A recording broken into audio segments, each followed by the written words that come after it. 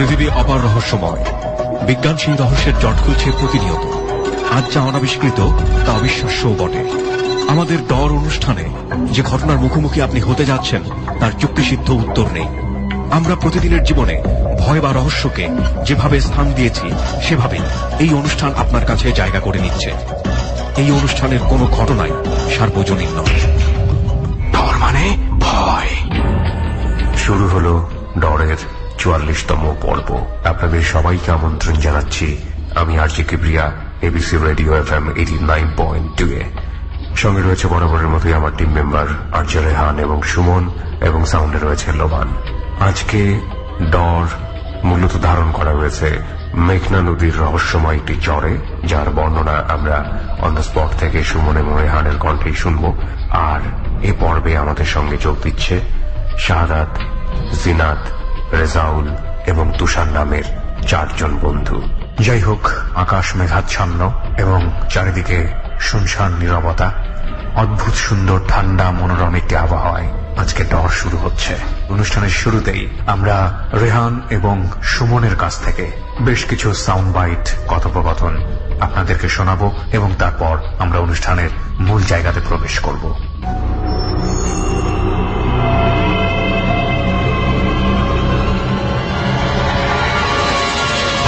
ডর মানে ভয়।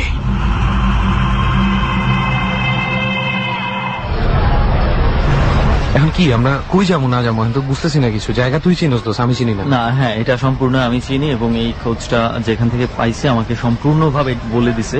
এবং ওই জায়গাটাতে এর আগেও আমার যাওয়া হয়েছে। সো ডোন্ট ওয়ারি, আমি তোমার গাইড করব। তুমি একটা জিনিস চিন্তা করে খুব টেনশনে আছি। বর্ষার সিজন চলেই আসছে বলা যায়, তো এর মধ্যে এখন যদি তুই আমাদের নিয়ে যেতেছিস কোন চরে যায়, যদি দেখি চর ডুবে গেছে। না, চর আমি এখনো পর্যন্ত যেটা জানি ডুবে নাই, তবে এটা 2-1 দিনের মধ্যেই হয়তো বা ডুবে যাবে, কারণ এখন হচ্ছে পানি বাড়ছে যেভাবে। আমরা হয়তোবা যাব, চরটার কিছুটা অংশ হয়তোবা পেতে পারি যে শুকনা অবস্থায়, সেখানেই হয়তো ডর ধারণ করতে হবে। তবে সময় নষ্ট না করে চল এখান থেকে গাড়িতে উঠে জাস্ট আমরা সোজা চলে যাব যে জায়গায়, সেটা হচ্ছে মেঘনা ব্রিজের এখানে চলে যাব। ঢাকা থেকে খুব কাছে। ব্রিজে উঠতে হবে নাকি ব্রিজের আগে? আমাদের ব্রিজের আগেই আমরা নেমে যেতে পারবো। ওখান থেকে আমরা জার্নি বাই ট্রলার করতে হবে। আই গেস আমাদের ট্রলার রিজার্ভ করা আছে, আমরা পাবো না। ওখানে ট্রলার সমস্ত কিছু অ্যারেঞ্জমেন্ট করা আছে। সো ডোন্ট ওয়ারি, আপাতত আমরা গাড়িতে উঠে যাই। তাহলে মানে এখন জার্নি কতক্ষণে? জার্নি 30 থেকে 40 minutes. Alright, so let's move on. Dhaka থেকে অল্প কিছুক্ষণের মধ্যেই আমরা পৌঁছে যাই মেঘনা ব্রিজের আশেপাশের কোন একটি এলাকায়। সেই এলাকায় আমাদের জন্য ঠিক করাই ছিল একটি রিজার্ভড ট্রলার, যেটায় চড়ে কিছুক্ষণের মধ্যেই আমরা পৌঁছে যাব আমাদের কাঙ্ক্ষিত স্পটে, অর্থাৎ মেঘনা নদীর কোন একটি চরে। অনেকদিন পরে কিন্তু নদী পথে যাত্রা, এবং আমার যতটুকু মনে হচ্ছে যে তুই মানে উপভোগ করবি, যে তুই ভয় পাচ্ছিস। আমি ভয় পাই না, আমি মৃত্যুকে ভয় পাই না। মৃত্যুকে যে ভয় পায় কথায় কত কিছুই বলে ফেলা যায়, কিন্তু ট্রলারে যখন তুমি উঠছিলা তোমার মুভমেন্ট খেয়াল করে আমি বুঝে গেছি। হ্যাঁ, দ্যাটস বিকজ আমার জামা কাপড় ভিজে গেলে আমি খুব বাজে একটা পরিস্থিতি। ওকে, যাই হোক, স্বীকার করবি না সেটা হচ্ছে অন্য বিষয়। না দোস্ত, আমরা এখানে শিকার করতে আসিনি। আমরা এখানে হান্টিং কেন করবো? আমরা এখন ডরের অতিথিদের মিট করবো, আমরা স্টোরি শিকার করবো, তাই বলতে যাচ্ছি। খুব অল্প সময়ের মধ্যে আমরা পৌঁছে যাব চরটাতে। একটু আগে কথা হয়েছিল ডর টিমের সঙ্গে, আমরা মোটামুটি ধারণ করে ফেলতে পারবো। বসার মতো একটা জায়গা রয়েছে, তবে পানি খুব কাছাকাছি পর্যায়ে রয়েছে। নদী পথে যাত্রা করতে গেলে স্পেশালি রাতে আমার যে জিনিসটা খুব বেশি অবাক লাগে, পানি এলাকাতে যে পথ চেনে না, জানে না, মানুষ সাঁতার কাটতে পারলেও দোষ কতক্ষণ সাঁতার কাটতে পারবে দিক না বুঝে? কেমন যে একটা অসহায় লাগে প্রকৃতির কাছে নিজেকে। আমার এই ভয়টা আসলেই লাগে যে আমরা কোথায় যাব হঠাৎ যদি এখন হারিয়ে যাই। চারিদিকে অথই পানি, এবং এই অথই পানির মাঝে তুই কিন্তু দূরে দেখতে পাচ্ছিস যে কিছু কিছু জেলে নৌকা কিন্তু আছে, এখনো মাছ ধরতেছে, এবং নিশ্চয়ই তাদের কাছে কম্পাস নেই। প্রশ্নই ওঠে না হাউ ইন্টেলিজেন্ট আর দে। আর সবচেয়ে বড় কথা হচ্ছে যে আমরা এই জায়গাটার সন্ধান পেয়েছি যেখান থেকে একজন জেলে ছিল তাদের মধ্যে, যে আমাদেরকে বলেছিল এই জায়গাটার কথা। এবং এই জায়গাটাতে এর আগেও আমি অনেকবার ঘুরতে এসেছিলাম। এখন যে নদীর রূপটা তুই দেখতে পাচ্ছিস, দিনের বেলা কিন্তু এটা খুবই সুন্দর লাগে। এবং সবচেয়ে আরো একটা রূপ আছে এটা, যখন পুরো বর্ষা চলে আসবে, ঝড়ের একটা ওয়েদার থাকে, এই নদী দেখলে ডেফিনেটলি যে কোনো মানুষ ভয় পেয়ে যাবে। হুমায়ুন চাল চালের হয়ে কথা ওঠে। মতন ভয়ঙ্কর সুন্দর যাকে বলে। Right. মানে নিশ্চয়ই একটা প্রশ্ন সবার মধ্যে আছে, আমরা কেন যাচ্ছি এই চরের মধ্যে Of course. এত জার্নি করে? এই চরটাতে যাওয়ার একটা স্পেশাল কারণ আছে, সেই স্পেশাল কারণটা অ্যাজ ইউজুয়াল শেষে আপনারা শুনতে পাবেন। ইন্টারেস্টিং একটা স্টোরি রয়েছে এই চরটাকে ঘিরে। চল আপাতত পৌঁছে নেই, তাই না, জায়গা মতো। ট্রলারে 15 থেকে 20 মিনিটের একটা ছোট্ট যাত্রার পর আমরা পৌঁছে যাই সরাসরি আমাদের আজকের স্পটে। ডরের নতুন যাত্রা নিয়ে আবারও আমরা একসাথে, অর্থাৎ অতিথি এবং আমি রেহান এবং আমার সাথে সুমন আছে। আমরা শুরু করে দিই না? আমরা শুরু করব। শুরু করার আগে আমরা কোথায় একটু- যাচ্ছি না আছি কিচ্ছু বলবো না। না, একটু বলে নেই, তাহলে তা না হলে বলবে যে হঠাৎ করে মানে কি হচ্ছেটা কি, হ্যাঁ, ওনাদের কি এরকম। মানে মাথা টাথা খারাপ হয়ে গেল কিনা। কারণ যদিও রেহানের মাথা যে খারাপ হয়ে গেছে অলরেডি জার্নির অংশটুকু শুনে বুঝে গেছেন, কারণ এই পানিতে ওর যে একটা ভীতি রয়েছে বহু আগে থেকেই, আপনারা হয়তো জানেন। এবং না, দেখ, এবার পানিকে আমি অনেক সম্মান করি, আমি চাই না সাঁতার কেটে তাকে ডিস্টার্ব করতে, এই কারণে আমি সাঁতারটা শিখিনি। পানিও তোকে মনে কর অনেক সম্মান করে, সেই জন্য তুই যদি নামিস তাহলে কোনো ধরনের ইন্টারাপ্ট ছাড়া তোকে একদম পানির নিচে নিয়ে যাবে আর কি। বাহ। ঠিক আছে, তো যাই হোক, আমরা এই মুহূর্তে যেই জায়গাটাতে আছি, মেঘনা নদীর কোন একটা চরের মধ্যে আছি। এই চরটা হয়তো খুব বেশি দিন আর Visible থাকবে না। ভিজিবল থাকবে না, দেখা যাবে না আর কিছুদিনের কিছুদিন পরেই। মধ্যেই পানির নিচে চলে যাবে, একদম পানি মানে উঠে যাচ্ছে অবস্থা। তো আমরা সেই জন্য তড়ি ঘড়ি করে একটু এখানে এসেছি, মোটামুটি। কারণ আমরা এই চরটাকে নিয়ে বেশ কয়েকটা ঘটনা শুনেছি এখানকার জেলেদের কাছ থেকে, বাসিন্দাদের কাছ থেকে ঘটনাগুলো শুনেছি। তো আমরা খুব চেষ্টা করেছিলাম যে একজন জেলেকে আমাদের সাথে রাখার জন্য, যে এই ঘটনাগুলো দেখেছে, প্রত্যক্ষদর্শী, কিন্তু তার আসলে ভীতিটা এমন পর্যায়ের ভীতি, মানে সে অনেকদিন পর্যন্ত মাছ ধরা থেকেও সে দূরে ছিল এই ঘটনা দেখার পর। এখানে বলার মতো সাহস পায় নাই। আমরা দুজন ওনাকে অনেক কষ্ট করে ওনার কাছ থেকে কিছু কিছু ইনফরমেশন বের করেছি। রাইট। তো যাই হোক, যতটুকু ইনফরমেশন উনি দিয়েছেন ততটুকুর জন্য ধন্যবাদ। আসলে যখন ভীতিকর ব্যাপারগুলো আমাদের সাথে ঘটে, আমরা নিজেরাই চাই না যে এটা আমাদের আবার মনে পড়ুক। বলতে গেলেও তো অনেক সময় আবার মনে পড়ে। এবং ওনার হয়তো আরেকটা আবার ভীতি বেড়ে ছিল, যেই ভীতিটা হয়তো অনেকের কাছে হাস্যকর মনে হতে পারে, কিন্তু ওনার ক্ষেত্র থেকে এটা কিন্তু যথেষ্ট কারণ রয়েছে। সেটা হচ্ছে মাইকের প্রতি ভীতি। যায়। আচ্ছা, গ্রামে গেলে অনেকেই হয়তো খেয়াল করবেন এটা, অনেকে যেমন কথা বলার জন্য খুব বেশি আগ্রহ দেখায়, উদ্বেগ থাকে। আমি আর রেহান এইটা অনেক ফেস করেছি। আবার অনেকেই রয়েছে যাদেরকে মাইক্রোফোনের সামনে এসে আমরা একটা ওয়ার্ডও বের করতে পারি, হ্যাঁ, মানে কি যেন একটা ভয় ওনাদের মধ্যে কাজ করে। তবে সবার মধ্যে থাকে না, যেমনটি নেই শাহাদাত ভাইয়ের মধ্যে। তাই তার সাথে প্রথমে একটু পরিচয় হয়ে নেব। আমাদের অনেক অতিথির মাঝে আজকে প্রথমেই তাকে ধরি। তো ফার্স্ট অফ অল, শাহাদাত ভাই, আপনার পরিচয় একটু আমাদেরকে দেন। আপনার নাম? আমি সাদাত আলম সাউদ। আচ্ছা, আপনি কি করছেন ভাই এখন? এই তো আমি Narayanganj Tularam college honours first year Bangla বিভাগ। আচ্ছা আচ্ছা। আর আপনি আমাদেরকে যেই ঘটনাগুলো বলবেন সেগুলো যখন ঘটেছে, সেগুলো কি আপনার সাথে ঘটেছে না অন্য কারোর সাথে ঘটেছে? হ্যাঁ, আমার সাথে ঘটেছে, তারপর প্লাস আমার বাবা মার সাথে, আমার দাদার সাথে ঘটে যাওয়ার কাহিনী। ওকে, তার মানে পুরো ফ্যামিলির মধ্যেই একটা কিছু লিংক আছে মনে হচ্ছে, আমি জানি না যদিও গিয়েছে। তো তার তো কনফার্ম আমরা যে ওনার মধ্যে বিশ্বাসটা আগে থেকে ছিল সেসব ব্যাপারে। রাইট। আপনার স্টোরিতে যাওয়ার আগে আরো একটু জানি যে বিষয় হচ্ছে যে আপনার তো পানিতে মানে সাঁতার কাটার তো প্র্যাকটিস আছে। হ্যাঁ, ওকে, ফাইন, তাহলে তো আর কোনো ভয় নেই। যদিও ভয় থাকলেও কোনো প্রবলেম ছিল না, রেহানকে যেহেতু আমরা নিয়ে আসতে পেরেছি, পানি so কিছুই কাউকে বলবে না। নিয়ে আসতে পারবো। ওকে, ফাইন, তাহলে আমরা এবার স্টোরির দিকে চলে যাই, কি বলি? রাইট। শাহাদাত ভাই, প্রথমে কি আপনার নিজের সাথে ঘটে যাওয়া ঘটনা আমাদের সাথে at first- শেয়ার করবেন? এট ফার্স্ট আমি বাবা মার সাথে ঘটে যাওয়ার ঘটনা আমি শেয়ার করতে চাই। প্লিজ। সময় 2010 হবে, তখন আমি আচ্ছা। ক্লাস 8 অথবা 9 পড়ি। তখন নভেম্বর ডিসেম্বর মাস, শীতের সময়, মানে তখন ধান কাটার সময়। আমরা তখন ধান চাষ করি, প্লাস আমার অঙ্ক পরীক্ষা ছিল। তখন আমি ধান কাটার পর আমি বাসায় এসে পড়ি আমার অঙ্ক পরীক্ষার জন্য। আচ্ছা, এটা কোথায়? এটা নারায়ণগঞ্জ বুইগা রূপবান টাউন আছে সেখানে। আচ্ছা আচ্ছা। বাবা মার চিন্তা ভাবনা, ধান কেটে ওইখান থেকে সিদ্ধ করে বাসায় নিয়ে আসবে, বাড়িতে আর কোনো ঝামেলা করার দরকার নেই। আচ্ছা। তারপর রাত্রে বেলায় তারা সেখানে ধান সিদ্ধ করতেছে, হঠাৎ আমার মায় বাইরে থেকে একজন লোক ডাক শুনতে পায়, এই মেয়ে এই শোনো। তারপর আবারও ডাক, এই তোমার না শুনতে বলতেছে, শোনো। আমার মামু বলছে কোন হিরিন চিনা কোনো কিছু হইতে পারে, আচ্ছা। মানে সে আর কোনো চিন্তা ভাবনা করেনি, সে ধান সিদ্ধ করতেছে। তারপর ওই লোকটা ভিতরে এসে পড়ে, বান্ডারির ভিতরে এসে বলতেছে, এই তোমাকে আমি ডাকতেছি, তুমি আসো না কেন, আসো, শুনে যাও। মানে তখন আবারও এমনি ঠান্ডার সময় কিন্তু মশার এটা ছিল উপদ্রবটা বেশি, ছিল। তার জন্য আব্বু মুশির ভিতরে ঘুমাই রয়েছে, আচ্ছা আর আম্মু বাইরে থেকে ধান সিদ্ধ করতেছে। এমন টাইমে আম্মু ভয়ে ভিতরে ঢুকে যায় মুশির ভিতরে, এই তুমি ঘুম থেকে ওঠো না, দেখো এমন লোক আমার ডাকতেছে। তার আব্বু ঘুম থেকে উঠে যায়, দেখে কোনো লোক নেই। তারপর আমাদের যে পাত্র ড্রামে প্লাস্টিকের তেলের বোতল কন্টেনার গুলো আছে না, সেরকম আমাদের লোহার দানের ড্রাম, সেই তলিটা ফাইটে যায়।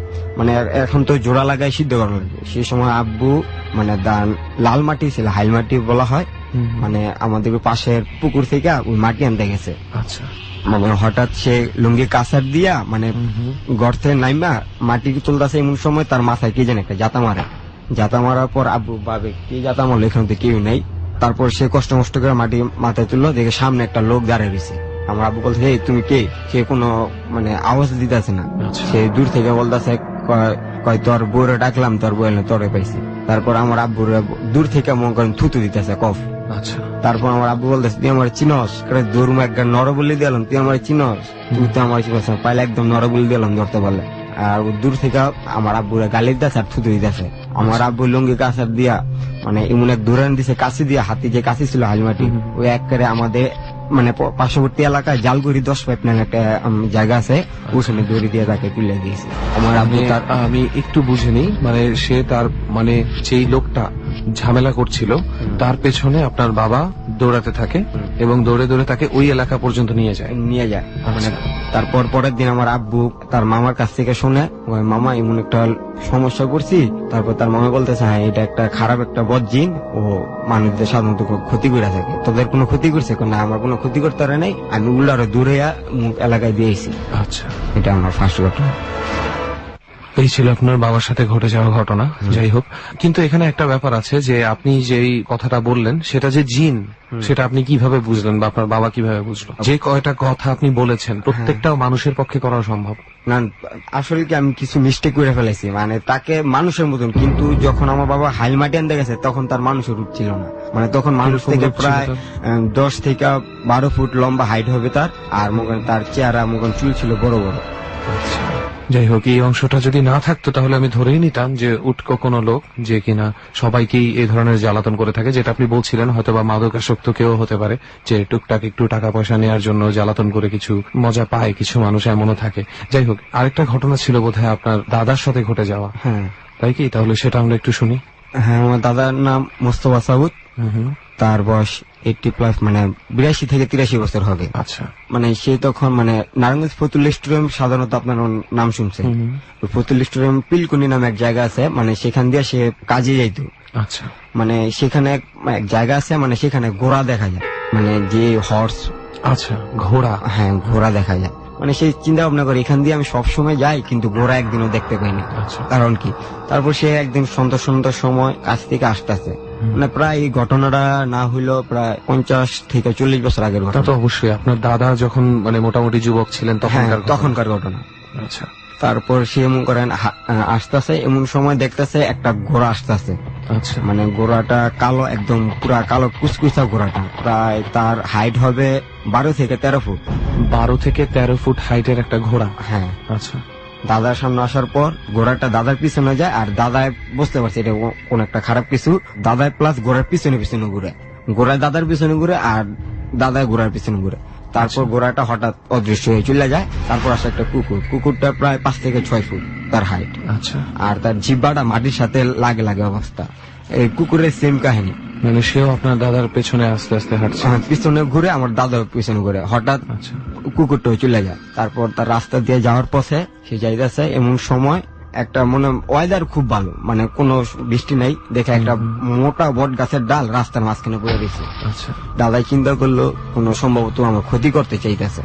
আচ্ছা, আমার দাদা বট গাছ ব্যাক সাইড দিয়ে চলে যাইতেছে, এমন সময় আবার ঢালটা আপনা আপনি দাঁড় হয়ে যায়। তখন সন্ধ্যার সময় অনেক আগের লোক, তারা একটু বিড়ি সিগারেট খায়, তার কাছে কোনো সিগারেট ছিল না। তারপর সে মানে সাথে পাট গাছ, তার কাছে ফায়ার বক্স ছিল, সে উঠে দিয়ে মানে পাটের আগুন ধরে সে টানতে টানতে বাসে এসে পড়ে। আচ্ছা, তার কোনো সমস্যা হয়নি। তারপরে আর তার কোনো বিপদ হয়নি। তো এটা তো শুনলাম আপনার দাদার সাথে ঘটে যাওয়া ঘটনা, আপনার বাবার সাথে ঘটে যাওয়া ঘটনা। আপনার সাথে ঘটে যাওয়া ঘটনাটাকে আমরা শুনবো না? হ্যাঁ, ঠিক আছে, তাহলে আপনার সাথে ঘটে যাওয়া ঘটনাটা আমরা একটু শুনি। মানে তখন মেবি আমার বয়স 4 থেকে 5 বছর। আচ্ছা, মানে তখন আমার শরীরে মানে কেউ বলে পক্স, কেউ বলে লুন্তি, কেউ বলে জল বসন্ত, এরকম এক ধরনের আমার রোগ হয়। শরীরে বলতে গেলে কি লুন্তি হয়, মানে পক্সটা হয় না। মানে তখন আমার শরীরে প্রায় 104 থেকে 105 ডিগ্রি মানে শরীরে জ্বর আছে। নারায়ণগঞ্জের পাগলা মালি বাসায় আসলে ওই মালি বাসায় নিয়ে গেলে ওখান থেকে জানলে মানে সমস্যা মানে আর থাকে না, মানে সেরে যায়। আচ্ছা, আমার আম্মু আর আমার দাদি মানে সকাল 6টা থেকে 7টার সময় ওই মালি বাসায় গিয়ে পৌঁছায়। তারা এখনো ঘুম থেকে ওঠেনি, মানে তারা ছিল আবার হিন্দু। আম্মু বাসায় অনেকক্ষণ লাগা গেটে নক করে, অনেকক্ষণ প্রায় 10 মিনিট পর একটা বৃদ্ধ একটা লোক আসে, আইসা বলতেছে আপনার এখানে বসেন। ভিতর থেকে লোক একটু পর ভিড়ে গেছে। আর একটা কথা বলে রাখা ভালো, তারা ঘুম থেকে ওঠার পর তারা মুসলমানদের চেহারা দেখতে চায় না। এটা অনেক হিন্দু বাড়ির এরকম নিয়ম আছে যে প্রথমে তারা নিজেদের কিছু পূজা অর্চনা করে তারপরে মানুষের সাথে দেখা করেন। আম্মু আর দাদি এক কোনায় বসে রয়েছে, তখন আমিও বসেছিলাম। তখন দেখি মানে এক সাইডে এক কুড়ের ঘর, একটা গরুর উপর একটা পুতুল বসে রয়েছে। মানে তখন আমি ছোট, তখন আমি বুঝতে পারি নাই। আমি সামনে যাই, দেখি পুতুলটা আমার দিকে হাসতেছে। মানে হ্যাঁ, মানে পুতুলটা আমার দিকে হাসতেছে, তা আমার মনে হইতেছে। তারপর আমি ওইখানে গিয়েছি, মানে আমার পায়ে জুতা ছিল, ওই জুতা নিয়ে আমি ভিতরে ঢুকে যাই তাদের মন্দিরের ভিতর, মানে শর্টকাট একটা ছোট একটা মন্দির ভিতর। ওইখানে গিয়ে দেখি একটা কাশের ভিতরে একটা ওই যে আমাদের এখানে গ্রামে মানে নারায়ণগঞ্জে বলতে গেলে কাঠটা মেটাই বিক্রি করে, হাতে তাদের ঝুনঝুনি থাকে পিতলের, শব্দ শোনা যায়। তাদের একটা কাশের প্লেটে ওই ঝুনঝুনি দেখতে পাই। আমি আমার আম্মুর ভাই আস্তে আস্তে ওটা বাজাইতেছি। ডর মানে ভয়। আমি আমার আম্মুর ভাই আস্তে আস্তে ওটা বাজাইতেছি। পরে দেখি ওই পুতুলের মাথায় চুল কালো সুতার মতন, তা আমি হাত দিয়ে টাইনা আমার 2-3টা ছিঁড়ে ফেলাইছি। আর আমার নিয়ত পুতুলটা গরুর উপর বসে রয়েছে, আমি পুতুলটাকে নামে আমি গরুর উপরে বসুন। আর আমার পায়ে জুতা ছিল।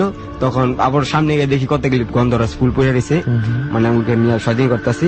আর আমার আম্মু তো মনে করেন ভিতরে সাইডে ছিল, আর তারাও বুঝতে পারে না আমি যে না। আর আমি ছোটবেলা খুব ছিলাম, এমন সময় একটা মহিলা মানে আমাকে দেখে ফেলায়, আমার হাতে গন্ডা আর আমার হাতে মনে করেন টান দিয়ে মানে পুতুলের 2-3টা চুল ছিঁড়ে ফেলেছি। তখন এক বৃদ্ধ হিন্দু মহিলা মানে ঘর থেকে বেরিয়ে না আমার এখানে চলে আসে, আসে আমার হাত থেকে যে ঘন্টাটা ছিল মানে হাত থেকে মোচড় দিয়ে ছিঁড়ে নিয়ে যায়। আর কিছুক্ষণ পর আমার হাতের ফুলে যায়, মানে সম্ভবত মুচকে গেছে আঙ্গুলটা। আচ্ছা আচ্ছা। যে বৃদ্ধ মহিলা বলতেছে এত দুষ্ট ছেলে আমি এখনো দেখিনি। আর বলতেছে জুতা নিয়ে পূজার ঢুকে গেছে, এত দুষ্ট ছেলে কখনো দেখিনি। মানে সে দূর থেকে মানে এইগুলো নিয়ে আপনি পানি পরা নিয়ে ওই যে ঘরে ছিটাই দিবেন আর খাওয়াইবেন, সকাল বিকাল ঠিক হয়ে যাবে। মানে সেদিন সন্ধ্যার সময় মানে আমার আম্মু আমাকে রুমের ভিতর রাখা দরজা বন্ধ করে, আমাদের ঘরে একটা কাশের বদনা ছিল, মানে ওখানে আম পাতা ছিল। আর আমাকে মানে তখন তো আমার বয়স 4 থেকে 5 বছর, মানে ঘরের ভিতর রেখে শোয়ার অবস্থা, বাবা তুমি এখানে ঘুমাও আমি আসতেছি। ঘরের দরজা বন্ধ করে ঘরের ভিতর মানে আগরবাতি ধরে রেখে যায়। তখন সন্ধ্যা মাগরিবের আজান ধেয়ে দেয় অবস্থা, দিয়ে আমাদের ঘরটা খুব ঠান্ডা হয়ে যায়। আমার কাছ থেকে মনে হইতেছে রাত্রের বেলা মানে আমি আব্বু আম্মুর সাথে ঘুমাইছি। আর আমার যে বড় ভাই, আমরা 3 ভাই, তখন আমার ছোট ভাই হয়নি। আমার বড় ভাই আমার দাদির সাথে আমাদের ছাদের রুমে ঘুমায়। রাত্রেবেলা ঘুমাই রয়েছি, এমন সময় দেখি আমাদের ঘরের উপরে একটা জিজি পোকা ঘুরতেছে মুশির উপরে। আচ্ছা, জিজি পোকাটা মনে করেন আস্তে আস্তে ঘরের কোনার থেকে দেখে আমার আম্মু আবার বের হয়েছে, বলতেছে কি বাবা কি ব্যথা পাইছো? আমি বলতেছে হ্যাঁ ব্যথা পাইছি। মানে সে আমার হাতটা নিয়ে একটা চুমা খায়। পরে আম্মু, হ্যাঁ আমার আম্মু, কিন্তু আমার আম্মুর সাথে ঘুমাইছে, কিন্তু যে আসছে তার পুরো সেম রূপ আমার আম্মুর রূপ, মানে আমাদের ঘরের কোনা থেকে আমি দেখতেছি। আমি তখন বুঝতে পারি না, আমি তো ভাবতেছি আমার আম্মু। তারপর সে আমার হাতে চুমা খায়, হাতে মানে টান দিয়ে বলে বাবু ব্যথা পাইছো? আমি বলছি হ্যাঁ ব্যথা পাইছি। তারপর সে আমাদের কাশের থেকে পানি ছিটে দিয়ে যায়, আমি জায়গা তুমি ঘুমাও। পরে আমি আম্মুরে বলতেছি, মানে আমার আম্মু ঘুমাই রয়েছে সাথে, আমি বলতেছি আম্মু তুমি পানি দিছো কেন আমার শরীরে? তা আম্মু বলতে কই তোর পানি দিছি? ওই যে তুমি আমার শরীরে পানি দিছো। তখন ভাবছি সম্ভবত ঘামে এই অবস্থা, আমি এই যে মুসুরি জুসুরি ভিজা, তুমি আমার পানি দিয়ে গেছো, যে আমার হাতে পুই করে দিয়ে গেছো। পরে শরীর ভেজা ছিল? হ্যাঁ, তখন আমার শরীরে হালকা ভিজা ছিল, মানে পানি ছিটা দিয়ে গেছে, মুসুরি ভিজা, আমার শরীর ভিজা। আচ্ছা। তারপর আমার আম্মু ঘরের ভিতর পরে দেখে ওই যে হিন্দুরা ধূপ জ্বালায় আর কৃষ্ণা আগরবাতি আছে, মানে এই স্মেল আমাদের ঘর থেকে বেরিয়েছে। আমার আব্বু ঘুম থেকে ওঠে, তখন বাতি ধরে আমার আম্মু আমার বুকে জড়ে মানে কাপড়ে আশ্রিল দিয়া নিয়ে ঘুমাই থাকে। সকালবেলা আমি ব্যথা পাইছি, মহিলা আমার হাতে মোচড় দেয়, মানে তারপরের দিন সকালবেলা দেখে আমার হাত পুরা মানে আঙ্গুলটা ঠিক হয়ে যায়। আর যে আমার শরীরে জ্বর ছিল তা প্রায় অনেক কমে যায়। তারপর থেকে মনে হয় 2-1 দিনের মধ্যে আমি পুরোপুরি সুস্থ হয়ে যাই। অ্যামেজিং একটা ব্যাপার, মানে ওনার গল্প বলার ধরন থেকে হয়তো অনেকে বুঝতে পারবে না, তাই আমি একটু ঠিক মতন করে বলে দিই যে ব্যাপারটা যেটা হয়, কোনো এক হিন্দু বাড়িতে সে চিকিৎসার জন্য তাকে নিয়ে যাওয়া হয়, যে অতিরিক্ত জ্বর ছিল 104-5 ডিগ্রি, সেখানে নিয়ে যাওয়া হয় যে তারা হয়তো বা ওই এলাকাতে পানি পড়া ইত্যাদি দিয়ে অভ্যস্ত। তো সেখানে যাওয়ার পরে সে তখন বয়স মাত্র 4-5, প্রচন্ড দুষ্ট একটা ছেলে ছিল, সে তাদের অনুমতি ছাড়াই মন্দিরে ঢুকে যায় এবং জুতা পরে, আমাদের যেমন মসজিদে জুতা পরে ঢোকা যায় না, তাদেরও মন্দিরে এই ধরনের নিয়ম আছে। তাই ঢুকে যাওয়ার পরে সে ওখানে একটা পুতুলের সাথে খেলাধুলা শুরু করে। পুতুলের মাথায় চুল ছিল, চুলের মতন সুতা ছিল, সেটা টান দিয়ে ছেড়ে দু একটা, এমনকি একটা পুতুলের ঘাড়ে চড়ার একটা উদ্দেশ্যও তার ছিল, ছোট বাচ্চাদের দুষ্টামি যা থাকে। তো এই অবস্থায় তাকে দেখতে পেয়ে এক মহিলা তার হাত থেকে যে ঘন্টাটা সে তুলে নিয়েছিল ওই মন্দির থেকেই কোনোভাবে, সেই ঘন্টাটা তার হাত থেকে মোটামুটি জোর করে তুলে নেয় এবং তাকে মন্দির থেকে বের করে নিয়ে আসে এবং তাকে যে চিকিৎসাটা দেওয়ার কথা ছিল সেটা সঠিকভাবে দেয় না। বলা হয় যে এই যে নেন পানি, আপনারা নিয়ে যান, বাসায় গিয়ে ওর গায়ে কোন রকম মানে কোন রকম বিদায় করে দেওয়ার একটা বিষয়। যেটা হয়েছে, সে হয়তো তার আবেগে লেগেছে জিনিসটা, যে ইস, মন্দিরে এভাবে জুতা পরে ঢুকে গেল। স্বভাবতই আমাদের ধর্মের উপরে যদি এরকম কিছু আসে আমাদের খারাপ লাগে, কিন্তু সেই রাত্রেবেলা হঠাৎ করে তার মায়ের রূপে কোনো এক মহিলা আসে এবং মশারির বাইরে থেকেই তার গায়ে পানি ছিটিয়ে দেয় এবং তার যেই হাতে সে ব্যথা পেয়েছিল সেই হাতটা নিয়ে সে হাতে চুমু খায় এবং পরের দিন সকালে দেখা যায় যে তার জ্বর নেই এবং হাতের ব্যথাটাও ভালো হয়ে গেছে। এবং সবচেয়ে মজার ব্যাপার হচ্ছে, ব্যাপারটা যদি টোটালি স্বপ্নে ঘটতো তাহলে মশারিতে নিশ্চয়ই পানি থাকতো না। তার গায়ে যেই পানিটা ছিল সেটাকে আমরা ঘাম হিসাবে বলতে পারি, কিন্তু মশারিতে পানি কোথা থেকে আসে? এত গভীর, সেটাই, তাই না? So ultimately things happen. মানুষ কিভাবে বিভিন্ন রূপে বিভিন্ন জায়গায় বিভিন্ন ভাবে যেতে পারে আমরা জানি না, বাট শাহাদাত ভাইয়ের কথা অনুযায়ী তার সাথে এটা ঘটেছে, তাই না? ওকে শাহাদাত ভাই, মানে হ্যাঁ, ওই ঘটনার থেকে মানে তারপর আমি বলতেছি, আম্মু তুমি বাইরে থেকে আমার পানি কেন? আমি না, তো তোর খালায় আসছিল। আমার আম্মু বলতেছে ভয়, যদি আমি যাতে ভয় না পাই সেই জন্য আপনার খালার কথা বলা হয়। আমার খালার কথা বলছে, এবং আমার 2 টাকা দিচ্ছে, এই যে তোর খালাই সা তাকে পাখি মার্কা টাকা দিয়ে গেছে। বুঝতে পেরেছি। তো এই ছিল আপনার ঘটনা শাহাদাত ভাই, তাই না?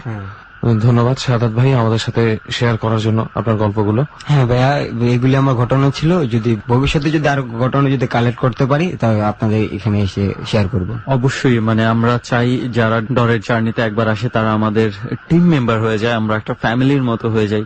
সো আমরা সবার সাথেই কানেক্টেড থাকার চেষ্টা করি, যদিও আমরা চাই না বারবার আপনার লাইফে এই ধরনের ঘটনা ঘটুক। তারপরেও যদি ঘটে যায় অবশ্যই আপনারা আমাদের সাথে কানেক্টেড থাকবেন, হয়তোবা কোনো একটা জার্নিতে আবারও আপনাকে আমরা পেতে পারি। তো অনেক ধন্যবাদ আমাদের সাথে এই জার্নিতে আসার জন্য। ওকে, একটার পর একটা ঘটনা আমরা শুনছি এবং একটার পর একটা দুর্দান্ত সব ঘটনা জানতে পারছি, এবং সেই ধারাবাহিকতায় এখানে এই মুহূর্তে কিন্তু আরো একজন আছে, চল ওনার কাছে যাই। ভাই আপনার নামটা? আমার নাম জিন্নাত হোসেন। জিন্নাত হোসেন। তো এই মুহূর্তে আজকে এই চরের মধ্যে বসে আমাদের স্টোরি শুনছি আমরা, এবং সেই সঙ্গে এই মুহূর্তে জিন্নাত ভাই আছে। তো জিন্নাত ভাই কি করেন আপনি? আমি ড্রাইভার, গাড়ি চালাই। গাড়ি চালান, ওকে। আপনাকে ধন্যবাদ জানাতেই হয়, আপনার এত ব্যস্ততার মাঝে আপনি ডরের এই জার্নিতে আসছেন এবং আপনার ঘটনাগুলো আমাদেরকে আজকে বলবেন। তো আজকে খুব বেশি সময় নষ্ট না করে আমরা চলে যাই আপনার ঘটনাতে। আপনি প্রথমে কোন ঘটনাটা আমাদেরকে শোনাবেন? কারণ আমরা ডট টিমের কাছে শুনেছি বেশ কয়েকটা ঘটনা আছে আপনার কাছে। জি ভাই, আমি প্রথমে আমার ওয়াইফের সঙ্গে যে ঘটনা ঘটছে সেটা বলতেছি। ওকে, ঠিক আছে, তাহলে আমরা প্রথমে সেই ঘটনাটাই শুনি। জি, শুরু হয়েছিল তখন ওর বয়স 10-12 বছর। ও তখন গ্রামে থাকতো। ওর আব্বা একদিন খেজুর গাছ কাটতে যেত শীতের সময়, ঠিক সন্ধ্যা মাগরিবের একটু আগে। ওর ভাই এসে বললো যে তোর আব্বা তোরে হারি নিয়ে কসাতলা যাইতে হবে। আচ্ছা, ওই জায়গাটার নাম হচ্ছে কসাতলা? জি, কসাতলা, ওনাকে বাসায় কসাতলা বলে আর কি। আচ্ছা আচ্ছা। তো নিয়ে গেছে 4-5টা হাড়ি, এদিক ওদিক তাকাইতেছে, ওর আব্বারে তো দেখে না। তখন ওর আব্বারে ডাকতেছে যে আব্বা আব্বা, তো 3-4 বার ডাক দিছে, দেখে নাই। তারপরে ঘুরা আসার সময় দেখে যে ওর পিছনে হুজুর দাঁড়ায় আছে, হুজুর। আচ্ছা, তো ওনার ভাই কোথায়? ভাই কি খবরটা দিয়ে চলে গেছে? হ্যাঁ, ভাই খবরটা দিয়ে চলে গেছে, ওই বাসায় ওখানেই চলে গেছে। আচ্ছা আচ্ছা, ঠিক আছে। তাই এখন ও ঘুরে দেখেছে ওই হুজুর দাঁড়ায় আছে, বিশাল লম্বা, এই দাড়ি একেবারে বুক পর্যন্ত, পেট পর্যন্ত, সাদা দাড়ি, লম্বা দাড়ি, আর পাও শূন্য। ওইটা দেখে ও ভয় পায়, ওই হাড়ি ওনার গায়ে ফিক্কা মেরা ও দৌড়ে আসে পড়ছে। কিছু দূরে একটা বাসা ছিল, ওই বাসায় ও অজ্ঞান হয়ে গেছে। তারপরে সামনে যেই বাসা পড়ছে হ্যাঁ, ওই বাসাতেই সামনে। ঢুকে গেছে। ওই বাসায় ঢুকে অজ্ঞান হয়ে পড়ে গেছে। পরে তারপর ওনারা পানি টানি দিয়ে ইয়ে করছে, তাই কি হয়েছে বলে যে এরকম। তা আমার আব্বার নাকি হাড়ি নিয়ে যেতে গেছে, যায় দেখি যে এক হুজুর এই সাদা দাড়ি, তা ওনার গায়ে হাড়ি ফিক্কা মেরে আমি দৌড় মারছি। আচ্ছা ওই তারপরে থেকে মনে করেন যে ওর সাথে কয়েকদিন পর পর যখন ও নামাজ পড়তো না, পাক পবিত্র থাকতো না, তখনই আসতো ওর সাথে। আচ্ছা, তা- মূলত এই ঘটনার পর থেকে মানে পর আপনার থেকে। ওয়াইফের সাথে এই জিনিসটা হ্যাঁ যুক্ত হ্যাঁ, এই হয়েছে। ঘটনার পর থেকে। আচ্ছা তারপরে এই আমরা তো জানতাম না, তখন ঢাকা আইসা বসে। তো তারও 8-10 বছর পরে আমার সাথে বিয়ে হইলো। তো বিয়ার 3-4 মাস পরেই মনে করেন যে হঠাৎ ওর খালা গেছি, আমি ওর খালার বাসায় থাকতো। গেছি, দেখি যে এই অবস্থা। আমি কই কি হয়েছে। তা আমার খালা কয় কিছু না, তুমি বুঝবা না। আচ্ছা, কি অবস্থা দেখেছেন আপনি? মানে অস্বাভাবিক, ওরা ধরে রাখা যায় না। আর চোখ বড় বড় করে ওর সাথে কেউ দুষ্টামি করলেই মনে করেন যে তারে মারতে যায়, আর ঘর থেকে বাড়িয়ে যায় না। আচ্ছা ঠিক আছে, তো ওই 2-3 জন ধরে রাখতে হতো ওরা। আচ্ছা আমার খালা বললো যে 1/2 লিটার দুধ নিয়ে আসো, আর কলা মনে করেন যে প্রথমে 22টা চাইছিল, 1/2 লিটার দুধ আর কাঁচা ডিম একটা। এটা আপনার খালা বলছে নিয়ে যাওয়ার জন্য? নিয়ে যাওয়ার জন্য বললো, এই খালা শাশুড়ি আর কি। তো আমি নিয়ে গেলাম, ভাই বিশাল এত বড় বড় কলা নিয়ে গেছি, সাগর কলা 2 কামড়ে কলা শেষ। আচ্ছা, আর মানে পুরো 22টা কলা? 22টা কলা, ঠিক আছে, 22টা কলাই খাইবে বসে বসে, মুহূর্তের মধ্যে শেষ? মুহূর্তের মধ্যেই শেষ। আচ্ছা 22টা কলা নিলাম, 1/2 লিটার দুধ নিলাম, আর 1 হালি ডিম নিলাম। ওই ডিম ভাঙা ফ্রিজের মধ্যে দিতাম আর এইভাবে খেয়ে ফেলাইতো। তো এই ডিম দেওয়ার পরে ডিমও খেয়ে ফেলাইলো। তো খাওয়ার পরে মনে করেন তো উনি ওই দিন চলে গেল। দেওয়ার পরে স্বাভাবিক আমি আবার দুষ্টামি করে কইলাম, এতটি কলা খাইলা একলা, একটা কলাও দিলা না, আর ওই লোক দুধও তো এক চুমুকে খাওয়া লাগলো। তো জ্ঞান হওয়ার পর ওকে খিদা লাগছে আমার। আবার এতগুলো খাওয়ার পর? এতগুলো খাওয়ার পর আমার খিদা লাগছে, শরীরটা কেমন জানি লাগে। আচ্ছা, ওই খাবারগুলো খাওয়ার পর কি মানে স্বাভাবিক হয়ে গেছে? হ্যাঁ, স্বাভাবিক। উনি চলে যাওয়ার পরে স্বাভাবিক, উনি খাবার খাই চলে যেত। আচ্ছা, যাওয়ার পরে আবার স্বাভাবিক। কই আমি এতগুলা কলা খেলাম, কই দুধ খেলাম, ডিম খেলাম, এখন আমরা সবাই হাসতে আছি। আচ্ছা, এই জিনিসটা আপনি মানে আপনার বিয়ের সময় কি জানতেন? না, বিয়ার সময়ও জানতাম না। ওই 2-3 মাস পরে ওই যে ওর খালা ওই ঘটনা দেখে টের পেয়েছেন? ওই ঘটনাটা দেখে আমি টের পেয়েছি আর কি। আচ্ছা আচ্ছা, এরপর কি হলো? তো এরপরে মনে করেন আমাকে বাসায় নিয়ে এলাম। বাসায় নিয়ে আসার পরে হঠাৎ একদিন আমরা আড্ডা মারতেছি ঘরের ভিতরে, বড় ভাবির ছেলে মেয়ে। হঠাৎ দেখি স্তব্ধ হয়ে গেল, স্তব্ধ হয়ে শুয়ে গেল বিছনায়, আড্ডার মাঝে? আড্ডার মাঝে শুয়ে গেল। আচ্ছা, তা আমার বড় ভাই মনে করছে দুষ্টামি করে, তাই এই জন্য ওই পানের বোটা দিয়া কানের মধ্যে খোঁচা দিছে, মানে সুরসুরি দেওয়ার একটা হ্যাঁ, চেষ্টা করেছে। সুরসুরি দেওয়ার একটা চেষ্টা করছে। তখনই আমার বড় ভাবির উপরে মনে করেন চোখ গরম করে এক থাপ্পড় উঠাইছে। আচ্ছা, উঠাইছে মানে কি, মানে থাপ্পড় দিয়েছে না, দেওয়ার ভঙ্গি করেছে? দেয় নাই আর কি করছে, এক থাপ্পড় মামু দুষ্টামি করেছে। ঠিক আছে, তখনই আমরা বুঝতে পারলাম যে এই ঘটনা। তারপর করলাম যে চুপ সবাই। তা আমি আবার সালাম দিলাম। মানে এরপরে আপনারা বুঝতে পারছেন যে ওই বুঝতে পারছি জিনটা যে হয়তো জিনটা ওনার ওর মধ্যে উপরে চলে ভর আসছে। করছে। সালাম দিয়ে বললাম যে হুজুর আবার আসলেন কয়েকদিন আগে, তো ওরা তো বলছি যে নামাজ পড়তে, পরিষ্কার থাকতে, ও তো আমার কথা শোনে না। আচ্ছা, তো এখন ওরে আমরা বুঝে কম না, আপনি ওরা আর কষ্ট দিয়েন না। তো আমার কথা বলছে ওর যে ওর স্বামী খুব ভালো, ও খুব ভাগ্যবান। তো বলা টলার পরে এখন আমি বললাম যে হুজুর তাহলে এখন চলে যান। তা হুজুর আপনার নাম কি, আপনি কই থাকেন? আমি মানে ভালোভাবে জিজ্ঞাসা করছি। ওর নামটার সাথে দুষ্টামি করলে ওনারা কিন্তু সমস্যা করে। আচ্ছা, যে আমি গ্রামেরই ওই কথা তলা থাকি, তো ও আমার গায়ের মধ্যে হাড়ি ফিক্কা মারছিল।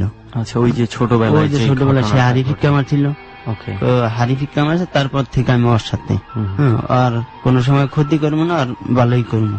আচ্ছা, ঠিক আছে, তারপরে মনে করেন যে আমার আম্মা মুরব্বী মানুষেরা বয়ে যে হুজুর টুজুর ডাইকা ওনার এটা ছড়াইছে, মানে ছাড়াইছে, হুজুরকে ছাড়িয়েছে।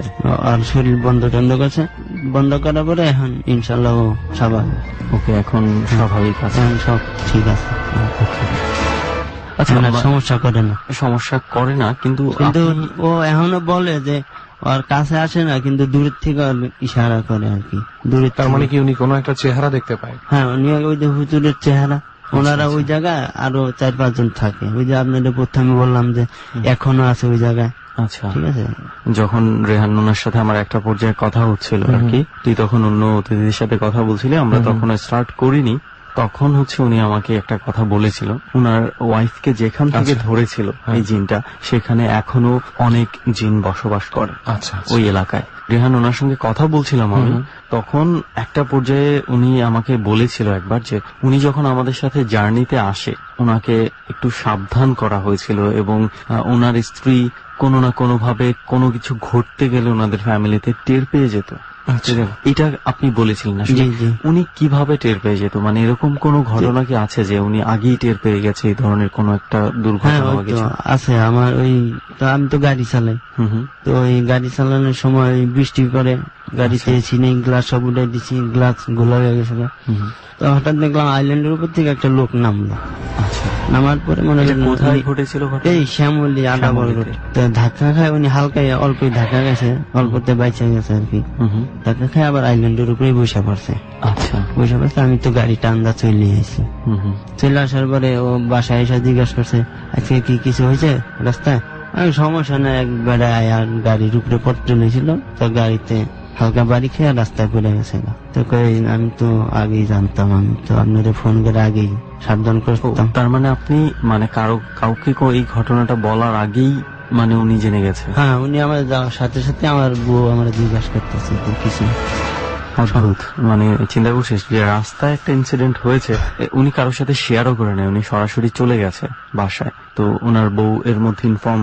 এই ধরনের কিছু ক্ষমতা কিছু মানুষের মধ্যে থাকে, কারো হয়তো বা জিনের মাধ্যমে থাকে, কারো কিসের মাধ্যমে থাকে জানি না। ফর এক্সাম্পল, আমার পরিচিত একজন আছে, যথেষ্ট বয়স্ক একজন মানুষ, ওনার ব্যাপারটা হচ্ছে এরকম যে একটা সার্টেন গ্রুপ অফ পিপল তার কাছে যাই, মানে যাওয়া আসা করি, কথাবার্তা বলি, তো উনিও কিভাবে যেন একটা কিছু ঘটলে টের পেয়ে যান। ফর এক্সাম্পল, আমার এক বন্ধুর মতন মোটামুটি কাছের একজন মানুষ পালিয়ে বিয়ে করে, এবং বিয়ে করার পর দিন উনি সকালবেলা মজা করে ফোন দিয়ে বলে যে কিরে, ঘটনা ঘটিয়ে ফেলেছিস। ডর মানে ভয়। আমি আর যে কিবরিয়া রয়েছে আপনার সঙ্গে। ডর শুনছেন আপনি, সঙ্গে আছে Suman, Rehan on the spot থেকে, এবং সাউন্ডে কাজ করেছে লোবান, যাদের জীবনে ঘটে যাওয়া অধিভৌতিক ঘটনাগুলো এখানে উপস্থাপিত হচ্ছে।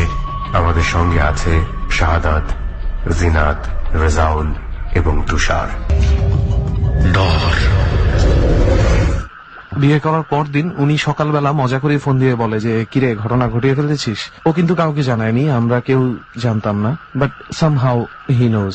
আচ্ছা, আরেকটা ঘটনা ছিল আপনি ডিসকাস করেছিলেন যে ডট টিমের সাথে, আমি শুনেছিলাম যে আপনি একটু স্কেয়ার্ড ছিলেন আজকের জার্নিটাতে আসার ব্যাপারে, যে মানে আপনাকে আপনার ওয়াইফ সাবধান করেছিল, মানে আসলে কেন সাবধান করেছিল? বললো যে এই আপনি এই কাহিনী করবেন রাতের বেলা, সাবধানে বললেন, ভাববেন না যে ওনাকে কাহিনী করবেন আর ওনারা থাকবো না, ওনারা কিন্তু আশেপাশেই ঘোরাঘুরি করে। স্ট্রেঞ্জ, মানে চিন্তা করছিস যে উনি যেই ঘটনাগুলো বলছে, মানে ওনার বিলিভ অনুযায়ী এবং ওনার ওয়াইফের ভবিষ্যৎবাণী অনুযায়ী, যে এই চরটার মধ্যেই আমাদেরকে ঘিরেই হয়তো কিছু না কিছু আছে, হয়তো আমাদেরকে দেখছে কিন্তু আমরা দেখতে পাচ্ছি না, এবং আমরা তাদেরকে নিয়েই কথা বলছি। রাইট, উনি এটা বলে দিয়েছেন, বাট সুমন, আমার মনে হয় তুই অস্বীকার করতে পারবি না যে আমরাও যে মাঝে মাঝে ব্যাপারটা অনুভব করি না, তা কিন্তু না। অফকোর্স আমরা হাড়ে হাড়ে অনুভব করি। কিছুদিন আগে একটা আমার ঘটনা ঘটেছে, হয়তোবা ডর করতে করতে বিষয়গুলোর সাথে এতভাবে আমরা ইনভলভ হয়ে গেছি, আমি কিছুদিন যাবত একটা মানে খুব অস্বস্তিকর ঘটনা আমার সাথে ঘটছে। কিরকম? মাঝে মাঝেই ঘুমালে আমি একটা সময় আমি যখন এক পাশ ফিরে ঘুমাই, আমি কেন জানি আমার ফিল হতে থাকে যে আমার রুমের মধ্যে কিছু না কিছু হাঁটাহাঁটি করছে। মানে যখন জানালার পাশ ফিরে ঘুমাই, আমি এই ঘটনা বহুবার ঘটেছে, আমি সাথে সাথে পেছন ফিরে ঘুমিয়েছি, তখন কিচ্ছু দেখিনি। এমন হয়েছে আমি সেই জন্য অনেক সময় আমি টিভিটা ছেড়ে ঘুমিয়েছি, আচ্ছা, যে আলোকিত থাকে ঘরটা, মাঝে মাঝে আমি পুরো লাইট ছেড়ে ঘুমিয়েছি। কিন্তু যখনই আমি এই পাশ ফিরে একদম তন্দ্রার মধ্যে চলে আসি, আমার মনে হচ্ছে যে আমার পেছন দিকে কেউ হাঁটাহাঁটি করছে পুরো রুমের মধ্যে। এবং সবচেয়ে অবাক একটা বিষয় হচ্ছে যে একদিন ঘটনাটা এমন হয়েছে, যখন আমি এক পাশ ফিরে শুয়েছিলাম, আমি স্পষ্ট খেয়াল করছিলাম কেউ একজন হাঁটছে, তার পায়ের আওয়াজ আমার কানে আসতেছে, কিন্তু আমি যে ঠিক ওই পাশে ফিরে দেখবো যে কেউ আছে কিনা, আমার বিন্দু মাত্র শক্তি ছিল না। আমি হাতটা যে অন্য পাশে নিয়ে যাব এটা আমি করতে পারছিলাম না, মানে একদম মনে হচ্ছে যে হয় প্যারালাইজড হয়ে গেলে যেরকম হয় আমার পুরো বডিটা এরকম হয়ে গেছে। এবং হঠাৎ করে মনে হলো আমার হাতের পাশে রিমোট ছিল একটা, তো আমি এইটা ধরবো, ঠিক এমন সময় মনে হলো কেউ একজন আমার খাটের মধ্যে উঠে জাস্ট ওই পাশ থেকে হাত বাড়িয়ে রিমোটটা নিয়ে নিল রিমোটটা। তুই আর রিমোটটা ধরতে পারি নাই আমি রিমোটটা। এরপরে হঠাৎ করে আমি কিভাবে যেন রিল্যাক্স হয়ে গেলাম। তারপর আমি পুরো লাইট টাইট জেলে পুরো ঘর আমি মানে খাটের নিচ সমস্ত জায়গা ভালো করে খুঁজে দেখেছি, কিছু নাই। এবং অন্যান্য রুমে যারা ছিল সবাই অ্যাজ ইউজুয়াল। রিমোটটা কোথায় ছিল? সবচেয়ে আশ্চর্যের বিষয় হচ্ছে এইটা, রিমোটটা আমি যেই পাশে ছিল ঘুমের মধ্যে দেখেছিলাম, ঠিক রিমোটটা আমার পেছন দিকে, যেখানে রিমোটটা থাকার কথা ছিল না। আমি কি আর বলবো, মানে ওই যে একটা কথা আছে না, বাংলায় দেখা হয়নি চক্ষু মিলিয়া ঘর হইতে দুই পা ফেলিয়া। মনে হচ্ছে যে কোন চরে এসে বসে আছি আর ঘরের মনের বাসাটাই তো দেখা হলো না। এটা আমার তো মনে হচ্ছে যে কোনো এক সময় না আমার বাসাটাই ডর ধারণ করার একটা স্পটে পরিণত হয়ে যায়। যাই হোক, আমরা সেটা চাই না, আবার চলে যাই ভাইয়ের কাছে। আচ্ছা, এরপরে আরো ঘটনা ছিল কিছু, আপনার দেখলাম যে আপনার শ্বশুরের সাথে হয়তো কোনো কিছু ঘটেছে, তো সেই ঘটনাগুলো একটু শুনি। সেই ঘটনাটা হচ্ছে তারা ওই সন্ধ্যাবেলা বাজার থেকে আসতেছে, আমার শ্বশুর আর তার শালা আর কি, বাজারের ব্যাগ হাতে, যে জায়গাটার নাম বলছিলাম এর আগে, কসাতলা নামে একটা জায়গা বলেছিলাম। ওকে, তো ওই জায়গাটা আসার পরে ওনারা দেখতেছে যে ওনাদের গরুর বাছুরটা হাঁটতেছে। আচ্ছা, মানে রাস্তা দিয়ে হাঁটতেছে। কয়টার দিকে তখন? এই মাগরিবের নামাজের পরে। তখন আমার শ্বশুর তো অনেক রাত্রে আসে, এই 8টা-9টার দিকে। আচ্ছা, মানে বাছুরটা কি মানে ওই জায়গাটা কি আপনাদের ওই বাসা থেকে অনেক দূরে? অনেক দূরে। আচ্ছা, ঠিক আছে, অনেক দূরে। আমার শ্বশুরে ভাবছে যে গরুর বাছুরটা নিয়ে যায়, এত রাত্রে হয়তো ছুটে চলে আসে, এখন নেয় নাই, নিয়ে যায়। ছোট বাচ্চা তো, আমার শ্বশুরে দুই ঠ্যাং দুই দিকে দিয়ে গাড়ে করে নিতেছে। তো কিছুদিন যাওয়ার পরে ওই যে একটা খাল আছে, ওই খালের ওইখানে আসার পরে দেখে যে বাছুরটার পা আস্তে আস্তে লম্বা হয়ে মাটির সাথে মিশতেছে। ঠিক আছে, বাছুরটা যদি কোনো একটা মানুষ ঘাড়ে নিয়ে চলতে থাকে, মানে পা দুটো কিন্তু খুব মানুষটার বড় জোর কোমর পর্যন্ত আসতে পারে। কোমর পর্যন্ত না বোধ হয়, বুকে একটু নিচে পর্যন্ত আসবে বড় জোর, হাতটা উঁচু করে ধরে রাখতে হয়, যেভাবে আমি তাদেরকে ধরে রাখতে দেখেছি। তো এরপর থেকে দেখা যাচ্ছে যে পাটা বড় হতে হতে একদম মাটিতে চলে যাচ্ছে, মাটির সাথে মিশতে আছে। আচ্ছা, তখন ওই আমার মামা শ্বশুর বলে যে দুলাভাই এটা কি কান্দে নিছেন, ফালান তাড়াতাড়ি। ওইটা ঠিক পাশে ধান খেতের মধ্যে ফালাই দিচ্ছে। আচ্ছা, ফালাই দিয়েছে মতো ওইটা আর কি দৌড়ে গেছে জঙ্গলের দিকে গেছে গেল। তারপরে ওই আমার শ্বশুরে দুজনে দুটো সিগারেট ধরে আস্তে আস্তে তারা আইসা পড়ছে। তারা মানে কোন একভাবে তারা আগুন জ্বালিয়ে একটু আগুন জ্বালালে তো ওগুলো থাকে না। এটা নিয়ে অবশ্য আমার একটু কনফিউশন আছে। সবাই বলে যে আগুন জ্বালালে এগুলো থাকে না, আবার সবাই এটাও বলে যে জিন নাকি আগুনেরই তৈরি। যে খালটার কথা বললাম, খালটার এই সাইড ওই যে আমার বউর সাথে যে জিন ছিল ওনারা থাকে। আর এই পাশে যে জঙ্গলের কথা বললাম খালের এই পাশে, ওই সাইডে ওইটা হইল বদ জিন, ওইটা মানুষের ক্ষতি করে। হ্যাঁ, তাই এই পাশে যারা আছে ওনাদের জন্য ওইটা আর কিছু সুবিধা করতে পারে না, মানুষের ক্ষতি করতে পারে না সবাইকে। আচ্ছা, আমরা ডটিমের কাছে শুনেছিলাম যে মানে আপনার কোন ফ্যামিলি মেম্বার একজন হয়তো কিছু হয়েছিল এই খালটার আশেপাশে, এই ঘটনাটা কি ছিল একটু বলেন তো? এটা হচ্ছে আমার ওই মামা শ্বশুরের ছেলে আর কি। ও দুপুরের দিকে আসতেছে, ওই খেতে কাজ করে। আচ্ছা, আসার পরে মনে করেন যে আমার ওই মামা শ্বশুরের কণ্ঠ নিয়ে ডাক দিছে আরে, এদিকে আসা এই ধানের বোঝাটা আমার মাথায় তুলে লাগবে। তো গেছে, যাওয়ার পরে দেখে যে ওই হুজুর ওরকম, ঠিক আছে। তো দেখার পরে ওরে মনে করেন যে ধৈরা ওই কাদার মধ্যে উবুত করে কুপ্পা ফেলেছে, সবদিন গান মোট পেয়া কুপ্পা ফেলেছে। ওরে খুঁজতেছে পায় না। পরে যায় দেখে যে ওই ক্ষেতের মধ্যে পা উপরের দিকে মাথা নিচের কাদার মধ্যে গাথা, দিনের বেলা। আর ওই খালটাও ভালো নয়, বর্ষার সিজন আসছে না এখন, এমনি দেখবেন যে অল্প একটু পানি, কোনো স্রোত নাই, কিচ্ছু নাই। আচ্ছা, কিন্তু ওই জায়গাটা হচ্ছে ওই বর্ষার সময় খুব স্রোত, দাঁড়ায় থাকা যায় না। কিছু কিছু জায়গা আছে অনেক গভীর, ওই জায়গাটা দাঁড়ায় থাকা যায় না। এই যে আমি গতবার গেছিলাম, যে আমি বাস ধরেও দাঁড়াইতে পারি না। ওই জায়গায় প্রতি বছরই একজন করে মানুষ নেয়, প্রতি এইভাবে হ্যাঁ, ওই খালের মধ্যে। আসলে এমন খাল বিল পুকুরের আমি দেখছি কোনো ইয়ত্তা নেই, মানে অনেক পাওয়া গেল এখন অনেক পর্যন্ত। পাওয়া গেছে। আর এগুলো সব ক্ষেত্রে মানে দয়া করে কেউ সব ক্ষেত্রেই ভৌতিক ধরে নেবেন না। অনেক রকম জিওগ্রাফিক্যাল কারণেও এই ধরনের ব্যাপারগুলো হয়, অনেক রকম ভৌগোলিক ব্যাপার থাকে, অনেক সময় স্রোতের বিভিন্ন রকম টান তৈরি হয়, সেখান থেকে অনেক মানুষের এবং দুর্ভাগ্যক্রমে সেখানে পড়ে গেলে মৃত্যু অবধারিত হয়েছে। এবং হ্যাঁ, আমি এই যে অনেক প্রতি বছরই মনে করেন এক মার এক ছেলে হোক মেয়ে হোক, প্রতি বছরই নেয়। আর ওই খালটা শুকায় না, জীবনে শুকায় না। ওকে, এমন অনেক খাল আছে যেখানে মানে শুকাবে না। এটাও একটা ভৌগোলিক একটা মানে ব্যাখ্যা রয়েছে, বিশ্লেষণ মানে রয়েছে। আমি বলছি না যে আপনি যেই খালের কথা বলছেন ওই খালেও কোনো ভৌগোলিক ব্যাপারই আছে, হয়তোবা সেখানের ব্যাপারটা ভৌতিক, কিন্তু যাতে করে যে কোনো খাল বিল দেখলেই কেউ ভয় পেয়ে না যায় তাই বললাম যে সব ক্ষেত্রে ব্যাপারটা এরকম না। মানুষ যদি সাবধান থাকে, ইভেন খুব কড়া আকারের সামুদ্রিক রিপ কারেন্ট যেটাকে বলে, উল্টো স্রোত, সেটা থেকেও বাঁচা সম্ভব যদি স্রোতের সাথে সাথে কেউ সাঁতার কাটতে শুরু করে। এবং এক পর্যায়ে স্রোতটা যখন শক্তিশালী কম হয়ে যায় তখন আস্তে করে সাঁতার কেটে চলে আসা যায়। অনেক রকম উপায় আছে। তো মানুষ আগেই যদি ভৌতিক ভেবে নেয় তাহলে বাঁচার চেষ্টাটাই করবে না। সেই কারণে আমরা যখন প্রচার করি তখন এই ধরনের কথাগুলো আমরা বলে দিই। সব ক্ষেত্রে সবকিছু ভৌতিক নয়, আগে লজিক থাকবে, লজিক পার করে যদি না মেলে তারপরে ভৌতিক। ভূত বলে দিলেই ভূত হয় না। তো অনেক ধন্যবাদ আপনাকে, ডরের এই জার্নিতে আপনি এসেছেন এবং আপনাকে ফ্যামিলি থেকে সাবধান করার পরেও আপনি আমাদের সাথে যোগ দিয়েছেন এবং এই চরে এসেছেন। এই চরে এসে হয়তো কিছুদিন পরে রেহান আমরা চরটার আর সন্ধান পেতাম না, কারণ হচ্ছে চরে কিন্তু পানি একদম উঠি করছে। হয়তো 2-1 দিনের মধ্যে এই চরটা পানির নিচে তলিয়ে যাবে, অস্তিত্বই থাকবে না। এবং এই চরে আমরা আসার একটা বিশেষ কারণ রয়েছে। আমরা যাদের কাছ থেকে শুনেছি কি ঘটনা ছিল, সেই ঘটনা ধীরে ধীরে আমরা সবার সাথে শেয়ার করব। যারা এখানে রয়েছেন কিংবা যারা আমাদেরকে ইথারে শুনবেন সবাই জানতে পারবে। তো আপাতত আপনাকে অনেক ধন্যবাদ। জি ভাই, আপনাদের ধন্যবাদ আমাদের আপনাদের সাথে আনার জন্য। অলরাইট দেন, আবারও ডর, আবারও অতিথি, আবারও কিছু সত্য ঘটনা, আর একটু টুকটাক বিশ্লেষণ যে আদৌ ঘটনা সত্য কি না।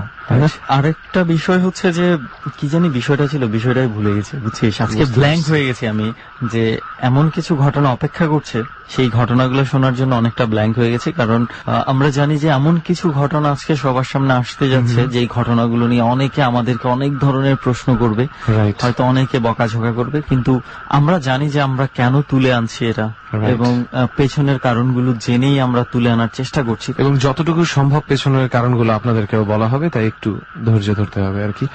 তো আমাদের সাথে আজকে আছে দুই বন্ধুর সাথে আগে একটু পরিচয় হয়নি, তাই না? আপনার নামটা? ডেমরায় থাকেন আপনি? আর আমার নাম হচ্ছে তুষার, আমি ডেমরা শারুলিয়া থেকে আসছি।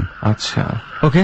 তো দুই বন্ধুরে আমরা পেলাম। কোন বন্ধুর ঘটনা দিয়ে আমরা একটু আগে শুরু করতে পারি? আমার মনে হয় ওনারাই ভালো বলতে পারবে যে অ্যাকচুয়ালি কে কোন ঘটনাটা আগে শেয়ার করতে চায়। তুষার ভাইয়ের ঘটনার আগে শুনি আমরা।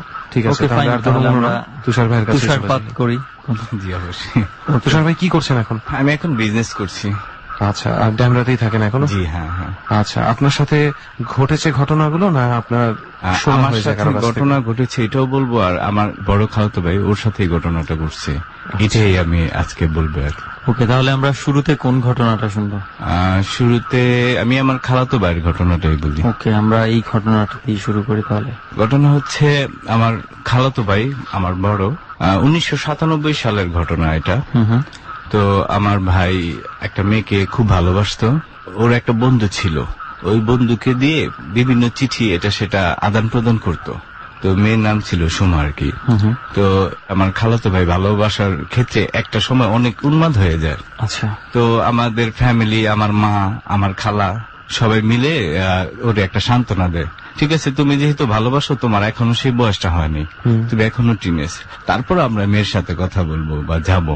আচ্ছা। তো এরপরে মেয়ের ফ্যামিলিতে যায় ওনারা সবাই, ওদের দুজনের ফ্যামিলি বলে যে ঠিক আছে আপনার মেয়েও লেখাপড়া করুক, আমার ছেলেও লেখাপড়া করুক। ওরা একটু বুঝের হওয়ার পরে আমরা ওদের বিয়ে টিয়ে দিয়ে দেবো। তো এই পর্যন্ত এই কথা, তারপর শেষ। আশা করছে।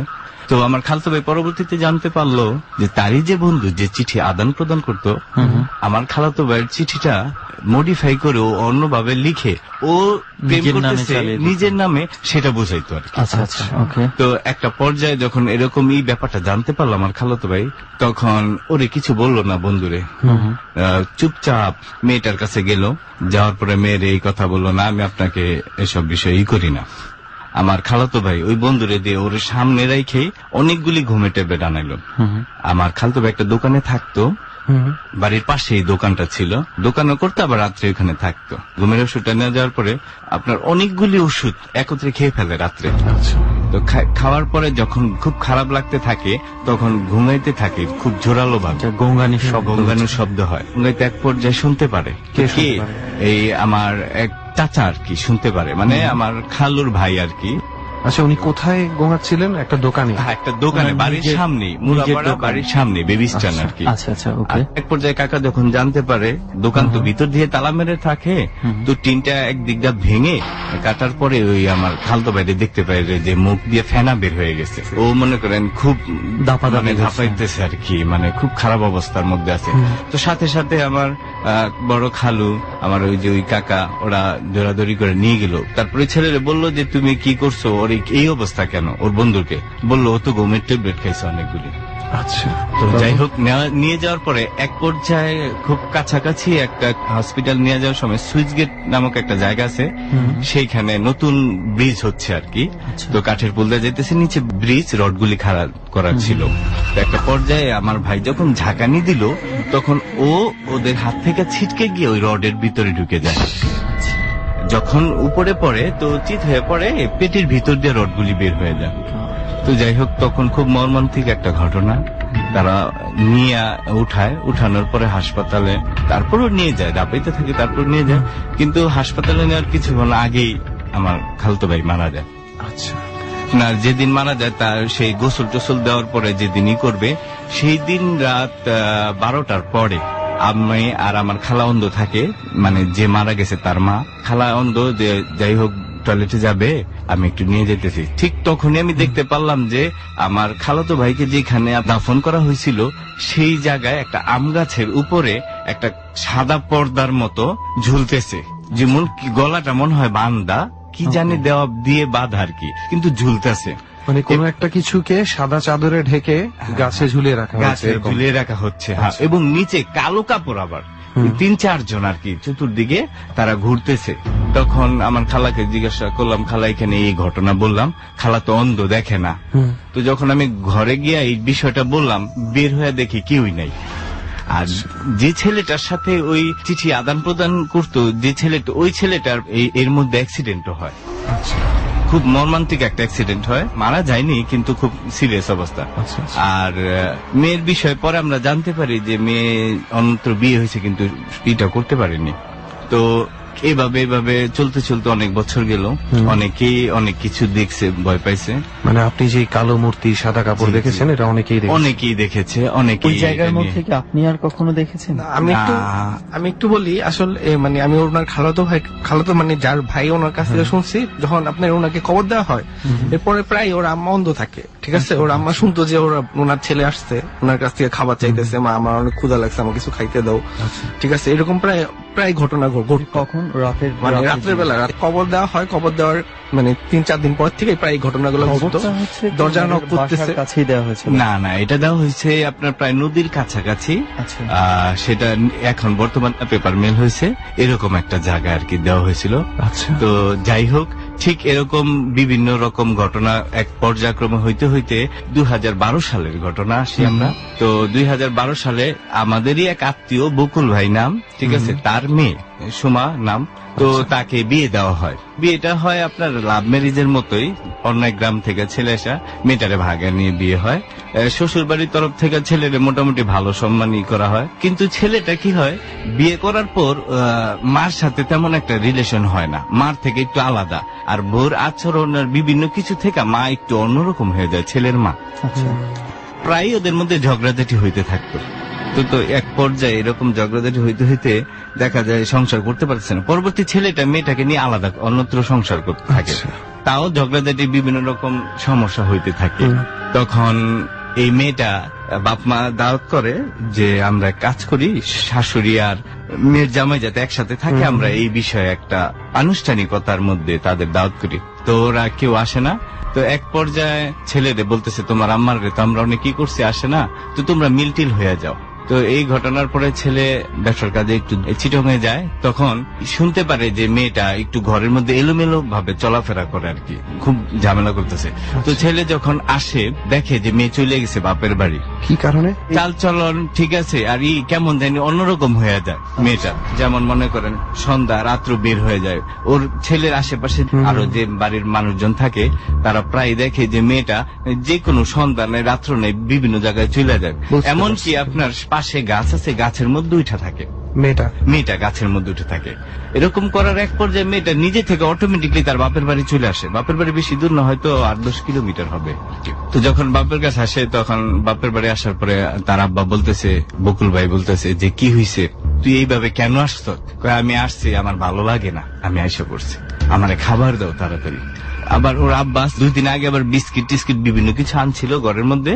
এই জিনিসগুলি আলনার পিছনে এই রাইখা দিছিল, অন্তরালে রাখছে। তখন মেয়ে যখন আইসা বলছে আমার ক্ষুধা লাগছে, খাবার দাও, কয় না এখন কি দুমু, তুই আসছ বউ, আমরা ই করি, রান্না বান্না করে দিই। কেন এখন বসুম আর খাবার নাই, তুমি মিথ্যা বললা কেন? আলনার পিছনে ওই যে কালকে বিস্কুট চানাচুর আনছো সেটা আমাকে দাও। হঠাৎ তারা একটু হয়ে গেল, ও জানতে পারলো কিভাবে যে আমরা আলনার পিছনে এগুলি রাখছি। 2 কেজি বিস্কুট আরো অনেক কিছু থাকে, পিঠা টিটা, সবগুলি মনে করেন যে আপনার 15 মিনিটের মধ্যে শেষ খায় ফেলছে। আচ্ছা। তো এই জিনিসটা দেখে তো হতবাক বাপ মা সবাই হতবাক, এত ক্ষুধা ওর লাগছে, আবার একটা মেয়ে কি করতেছো তো এগুলো? হ্যাঁ আমার খিদা লাগছে, আমি খামা, আমার এক্ষুনি খাওয়া দাও, 5 প্লেট খানা দেবা আমারে।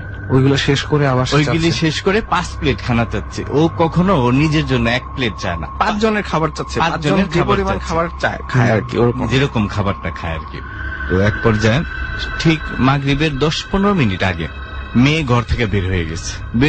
ঘর থেকে বের হয়ে একটা পুকুরের মতো ছিল আর কি, সামনে একটা খুব নোংরা পুকুরের মতো ছিল, একটাই ছিল গ্রামের যেরকম লেপটিন টেপটিন থাকে আর কি, মানে লেপটিন এখানে এই পুকুরের মধ্যে চলে যেতেছে মেয়েটা।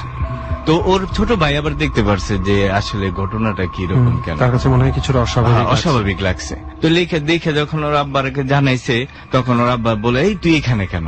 তো এক পর্যায়ে মেয়ের টাইনা হেসটা নিয়ে আসার পরে এই আমি যাব, তুমি কে আমার বলার, তুই কে, আমি এখানে আসুম, আমার যেখানে ইচ্ছা আমি সেইখানে যাবো, তুই কে? ওর আব্বাকে একটা ধাক্কা দিছে। এই ধাক্কার মানে খেয়ে আমার ওই ভাই মনে করেন আলনা টালনা সহ আরো কিছু নিয়ে পড়িয়া যায়। মানে এত শক্তি যে ওর মধ্যে কোথা থেকে আসলো এটা, মানে উনি চমকে যায় যে মেয়ে আমার এটা কিভাবে করলো এরকম কাজটা। তারপর ধাক্কা দেওয়ার পরে আপনার চুপচাপে গিয়ে খাটের এক কোনায় বসে থাকে, মানে 2 পাও আর 2 হাঁটু একসাথে করে বসে রয়েছে খাটের একটা কোনায়। আর মানে কেমন জানি উদ্ভট শব্দ করে, আওয়াজ করে সারাক্ষণ। কারো কোনো কথার পরিপ্রেক্ষিতে বলছে কিছু, এরকম মনে হয় কি? না, ও যে কথা বলে না, নিজে আপনার 10টা কথা আপনি বলবেন, একটা যদি উত্তর দেয় আর খুব বিকট কিরকম মানে অন্য রকম আর কি আওয়াজ দেয় আর কি, বিকট আওয়াজ দিতেছে। তখন এই অবস্থা দেখে আর তো খুব ভয় পেয়ে যায়, আসলে ঘটনাটা কি। ওনাদেরই এক নানি হয় আর কি, আমাকে দেখ না ওরে কোনো আছর টাছর বা কোনো খারাপ কিছুতে ধরল নাকি, তোরা এইটা আগে দেখ। না এটা ডাক্তার দেখাইতে হইব, ওর মনে হয় মানসিক কোনো সমস্যা হয়েছে, লুই এমন করবো কেন। বাড়ির পাশে একটা হিজল গাছ ছিল। পরের দিন দুপুর 12টা, ঠিক 12টার মতো হবে, এই চুল এলোমেলো আর এই শরীরে উন্না নাই, এমন অবস্থায় ও হিজল গাছ ছিল, গাছের উপর উঠে রয়েছে, গাছের উপরে উঠে রয়েছে আর কি জানি করতেছে গাছের মধ্যে মেয়েটা। যখন এই জিনিসটা দেখলো আর ওর চেহারার দিকে ওর আব্বা ওর আম্মা চাইলো, তখন মানে একটু ওরা মানে এরা খুবই আতঙ্কের মতো আতঙ্কের মধ্যে পড়ে গেল। গাছ উঠছে ভালো কথা, মেয়ে এটাই করছে, কিন্তু ও যেভাবে ওর চাহনিটা যেরকম ছিল মনে করেন যে এই চাহনিতে মানে তারা হতবাক হয়ে গেছে, মানে ওর মধ্যে কি হয়েছে। তারপর কি হলো? এই ঘটনাতে ওরা বুঝতে আর বাকি রইল না যে আমার মেয়ের হয়তো কোনো খারাপ কিছু একটা আসল ভর করছে, করেছে এটাই তারা। হয়তো সত্য হবে। শীতলক্ষা নদীর উপর থেকে কবিরা জানলো। আপনারা এটাকে মানসিক কোনো সমস্যা ভেবে ডাক্তার দেখাননি? ফার্স্টে ডাক্তার দেখাইছিল, ঘুমের ওষুধ দিছে, কিন্তু পর্যায়ক্রমে ওর আচরণ বিধি দেখা সবসময় ও 5 প্লেট খাইতে চায়। 5 প্লেট কেন খাইতে চায়?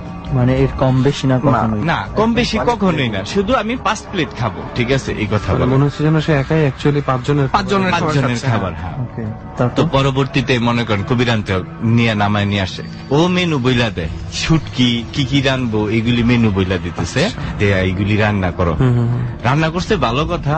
পরে ঠিক 5 প্লেটই নিয়ে ও ঘরে খাবে না, হিজল গাছের ওইখানে দিয়ে আসতে বলে। তো কথা অনুযায়ী আর কি করবে, কিন্তু নিজের মেয়ে, কিন্তু সামনে যেতে কিন্তু সবাই ভয় পাইতেছে। ডর মানে ভয়। ডর বাংলাদেশের হন্টেড প্লেস ভিত্তিক শো। বাংলাদেশের বিভিন্ন আনাচে কানাচে জায়গায় ছড়িয়ে ছিটিয়ে আছে ভয় পাওয়া অসংখ্য অসংখ্য ঘটনা, এবং এইসব ঘটনাগুলো অবশ্যই জায়গা নির্ভর, যেখানে প্রতিনিয়ত ঘটে চলেছে অবিশ্বাস্য সব ঘটনা। এইরকম ঘটনার সাক্ষী যারা, তাদেরকে নিয়ে আমরা প্রতি সপ্তাহে এরকম একটা হন্টেড প্লেসে বসে ধারণ করি ডর। ডরের বিশেষত্ব এটাই। আজকেও ঠিক তেমনই একটি ঘটনার মুখোমুখি হয়েছি আমরা। আমাদের সঙ্গে আছে শাহাদাত, জিনাত, রেজাউল এবং তুষার। প্রিয় শ্রোতা, আমরা আবারও ডরের মূল গল্পে ফিরছি। ডর। নিজের মেয়ে, কিন্তু সামনে যেতে কিন্তু সবাই ভয় পাইতেছে। আচ্ছা, তখন 5 প্লেট নিয়ে দিয়ে আসছে, যে আইসা পড়বা দিয়া। যদি বিশেষ করেন 5 মিনিট 10 মিনিটও হয় নাই মনে হয়, আসার সাথে সাথে যদি দেখে খাবার নাই, ঠিক আছে, মেয়ে আছে কিন্তু খাবার নাই, খাবার নাই। না, কতক্ষণের মধ্যে বললেন? এই 5 থেকে 10 মিনিটের মধ্যে। কতগুলো খাবার ছিল? 5 প্লেট খাবার ছিল, 5 জনের। মেয়ে একাই ছিল। What do you say about that? তো just যতটুকুই শুনছি মানে আমার কাছে পুরাই অবাক 5 মিনিট 10 মিনিটের মধ্যে 5 জনের খাবার গায়ে। মেয়েটাই, সম্ভব না কখনো। হ্যাঁ, একাই। ওকে, তারপর আপনারা একটা কবিরাজ দেখানোর কথা হ্যাঁ, একটা বলছিলেন। কবিরাজ কি হলো নিয়ে আসে। সেটা? কবিরাজ নদীর ওই পার ছিল, ওইখান থেকে কবিরাজটা নিয়ে আসে। কবিরাজ আনার পরে ওই মেরে দূরাদূরূপ অনেক কিছু পড়ার পরে আপনার মেয়েটাকে ধরে, মাথায় চুলো ধরে, হাতে ছাড়িয়ে ধরে। ধরার পরে বলতেছে যে, এই তুই কে, এইখানে কেন আসছিস? তো একসাথে 5 জনের নাম বলতেছে, লিটন, আসমা, আর অনেকের নাম বলতেছে।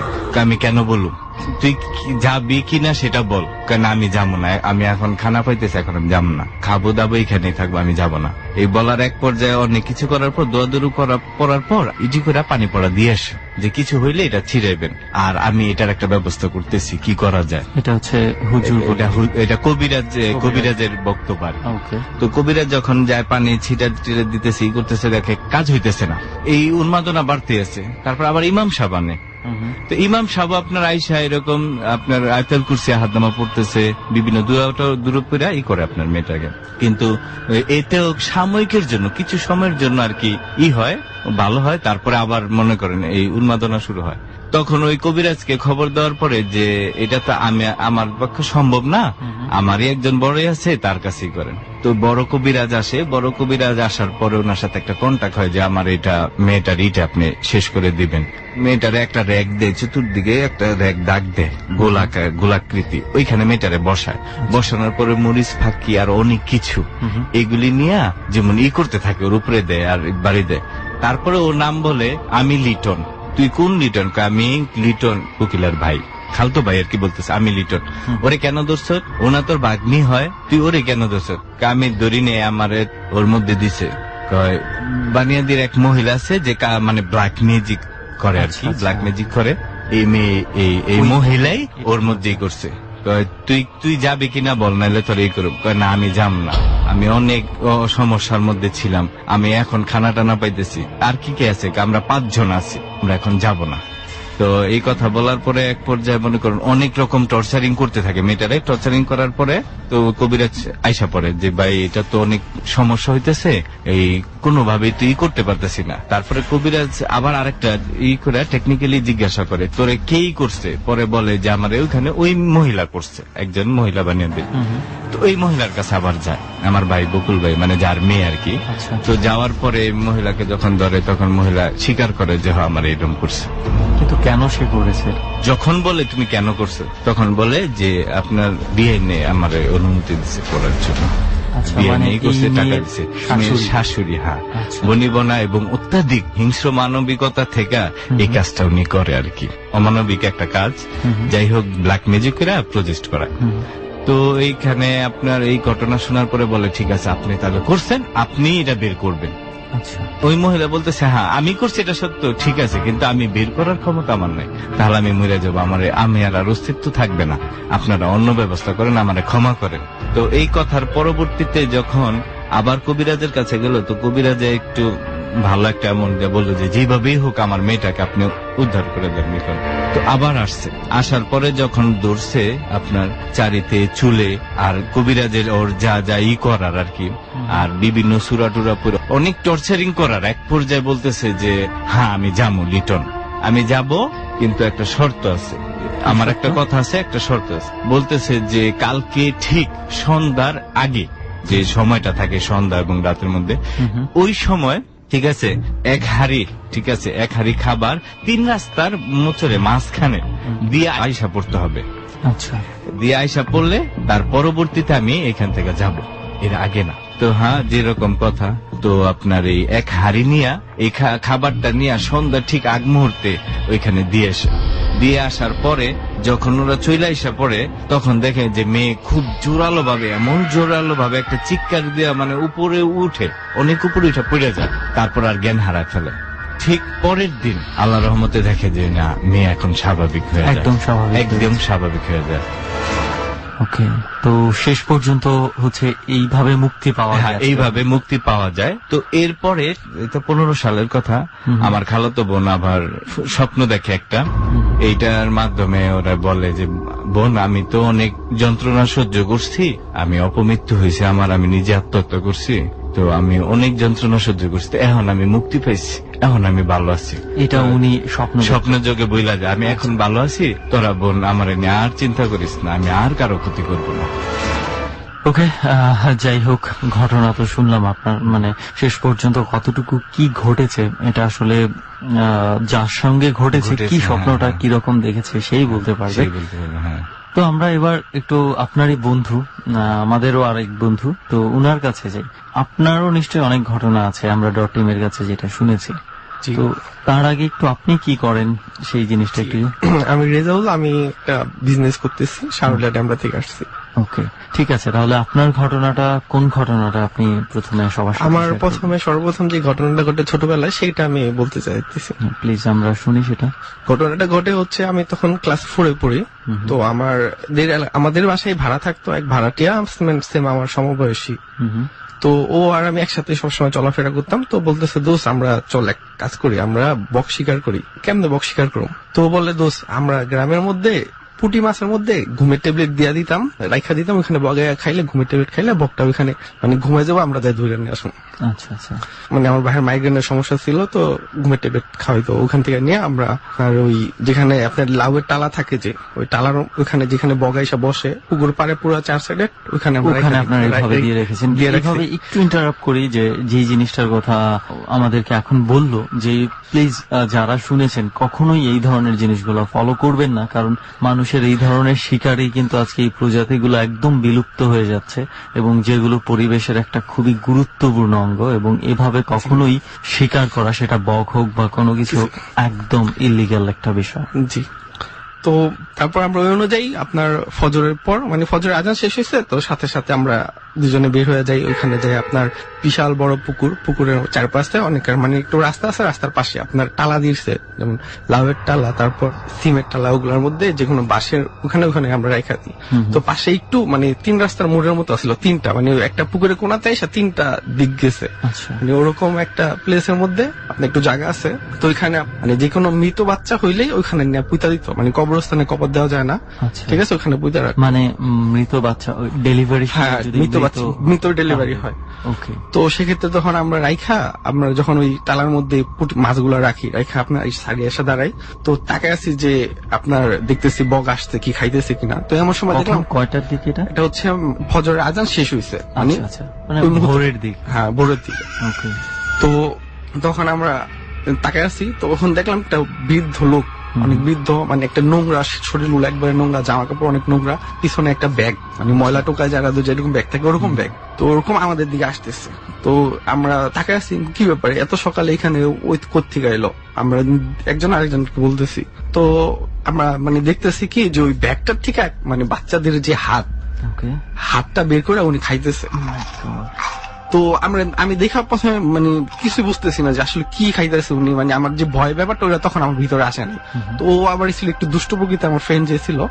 এক সময় কি করে, আমরা তো বক যেহেতু খাইবো, তখন আমাদের হাতে আপনার ঢিলা ছিল, ইটের ঢিলা গুলা।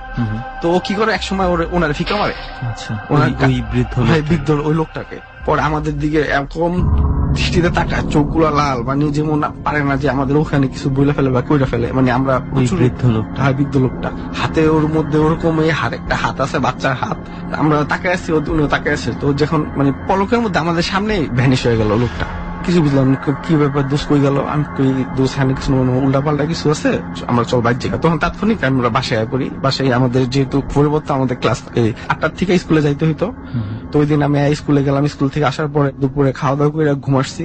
আমি ঘুমাইছি, আমার আম্মা কুশি কাটাতে টুপি বানাইতেছিল। তো আমি ঘুমাই রয়েছি, আমার আম্মা আমার পাশেই বসে টুপি বানাইতেছিল। তো এমন সময় আমি ঘুমের মধ্যে বলতেছি, আমার মানে আমি কি দেখতেছি আমার একজন আইসা গলার ভিতরে চাপা ধরছে আমার বুকের উপরে বসে। তো আমি বলতেছি, আঙ্কেল আমি ঢিলা মারি নাই, আমি ঢিলা মারি নাই। ওই যে আসলে ওর নাম আসলো মারুফ, আমি মারুফ ঢিলা মারছে। আঙ্কেল আমি তো মারি না, আমি তো মারি না। আমি ঘুমের মধ্যেই মানে বলতেছি, আমার আম্মা শুনতেছে। পরে আমার ধাক্কা দিয়ে আমাকে উঠাইছে। উঠানোর পরে কি হয়েছে, আমি আমাকে সব ডিটেলস এগুলো বললাম যে এমন এমন যে এই ঘর এরকম হয়েছে এই ঘটনা। তো আমার শোনার পরে আমাকে আমাদের এলাকার মসজিদের হুজুরের কাছে নিয়ে গেছে। পরে আমাকে সরিষার তেল, তারপরে কাইতন পুরা দেয়, বসে এগুলা দিয়া এই ওরে গোসল করে, এগুলো শরীরে মেশাই দিবেন। আর কাইতনে মানে পয়রা গিট্টু দিয়া দিচ্ছে, মানে একটা কি অনেকগুলো, একটা কাইতনের মধ্যে 32টা না 33টা গিট্টু দিচ্ছে, বলছে এটা কোমরে বাইন্ধা দিন, সেগুলো সমস্যা না। পরবর্তীতে মানে এটা দেওয়ার পরে আমার আর তেমন কোনো সমস্যা হয় না। ওকে, তো এটা ছিল হচ্ছে আপনার প্রথম এক্সপিরিয়েন্স। ওকে ফাইন, তো আমরা এবার আরো একবার যাই আপনার কাছে, যে প্রথম বন্ধুর কাছে। আপনার আরো কিছু ঘটনা আছে ডট টিমের কাছে, আমরা এমনটাই শুনেছিলাম। তো এবার কোন ঘটনাটা আপনি সবার সাথে শোনাতে যাচ্ছেন? আমি ঘটনাটা বলবো আমার জীবনে ঘটে যাওয়া, এখনো মনে পড়লে যেটা খুব শরীরটা শিহরণ দিয়ে উঠে। স্বাভাবিক, মানে যার সাথে এই ধরনের ঘটনাগুলো ঘটে তার এই ঘটনাগুলো যখনই বলুক না কেন অন্যরকম একটা অনুভূতি কাজ করে, অন্যরকম একটা শিহরণ থাকে। জি, ঘটনাটা হচ্ছে, এটা কতদিন আগের ঘটনা? এটা ঘটনাটা হচ্ছে 2001-এর। আচ্ছা, আমি 2001-এ এসএসসি ক্যান্ডিডেট ছিলাম, মানে পরীক্ষা দিছি। পরীক্ষা দেওয়ার পরে আমার আম্মা বলল যে কলেজে পাশ করার পর তো কলেজে যাব। তো যাই হোক, বলতেছে যে সময়টা আছে, এটা আমার এক খালু আছে আপনার সাথে চিটাগং আর কি, ওনার বিজনেস তো চিটাগং, বললো তুমি যাও ওইখানে। আমার খালুর সাথে আলাপ করে আমাকে দিল। তো আমি চিটাগং এ লোহার বিজনেস আর কি, সেটার মধ্যে গেলাম আমার খালুর সাথে।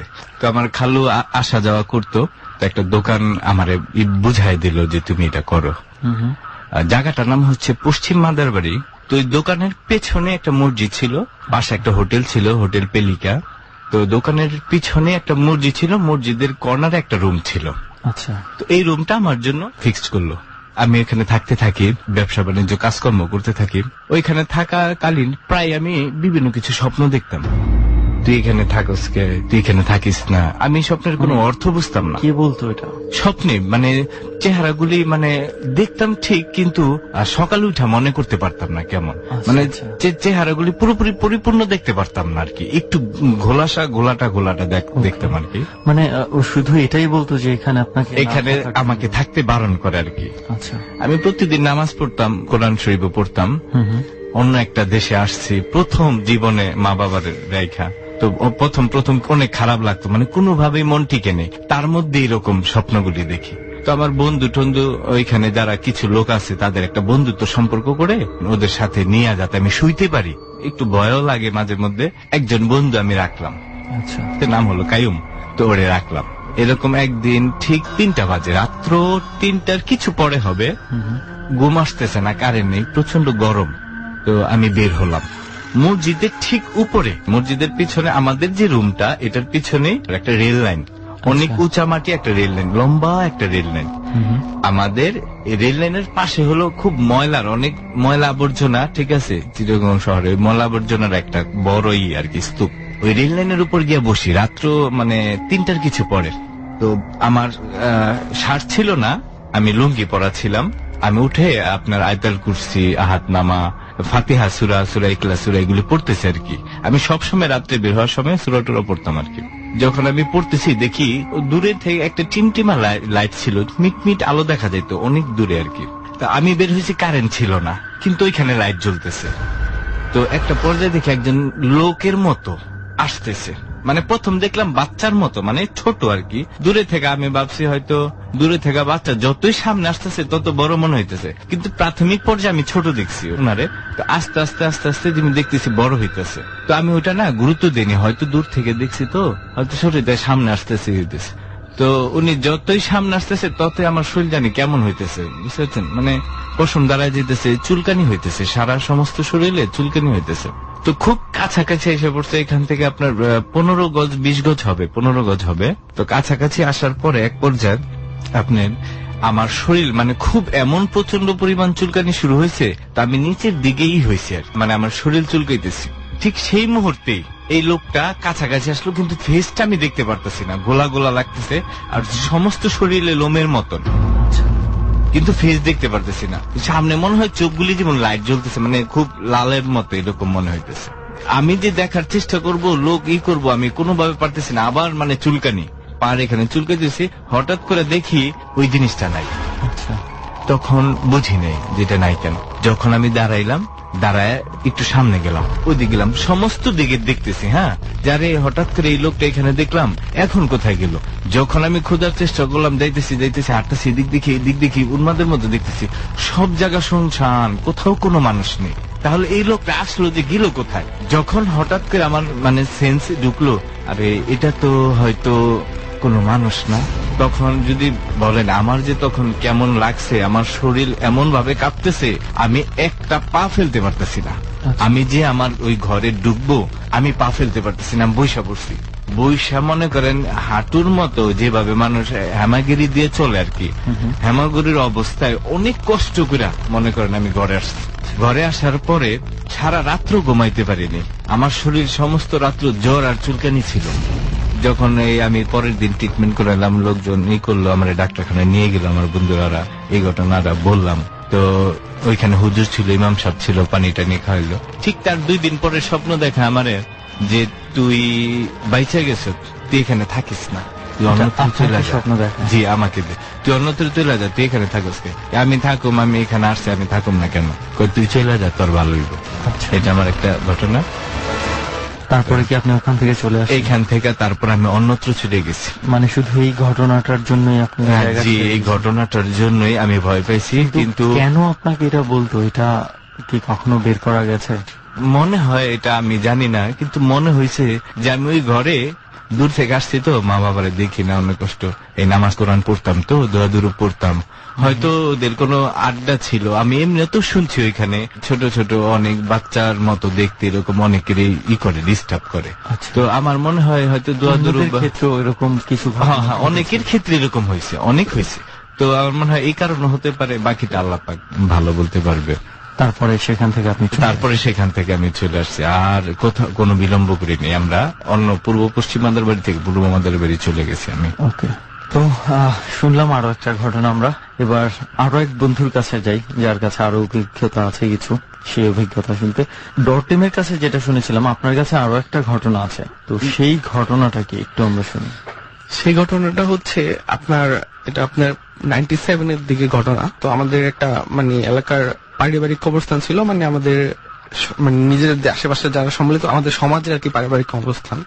তো ওইখানে আপনার 2টা লোক ছিল, ছেলে আর বাবা মিলা গোড় খুঁড়তো, মানে যেরকম কবর হইতো কবর খুঁড়তো। হ্যাঁ, তো যে ছেলেটা ছিল, ছেলেটা একটু হঠাৎ করে একটু উন্মাদ টাইপের হয়ে যায়, কিরকম চলাফেরা, অন্যরকম ভাবভঙ্গি, বাসার থেকে টাকা চায়, কিছু 19-20 হলে না দিলে ঘরে ভাঙচুর করে, এরকম একটা পরিবর্তন আসছে। তো এক পর্যায়ে আপনার বাসার থেকে টাকা চায়, বাসার থেকে টাকা দেয় না, তো কি করে ওরা বাসায় রাখা আপনার সবাই আপনার সিনেমা দেখতে যায় হলে, বাসার সব মেম্বাররা।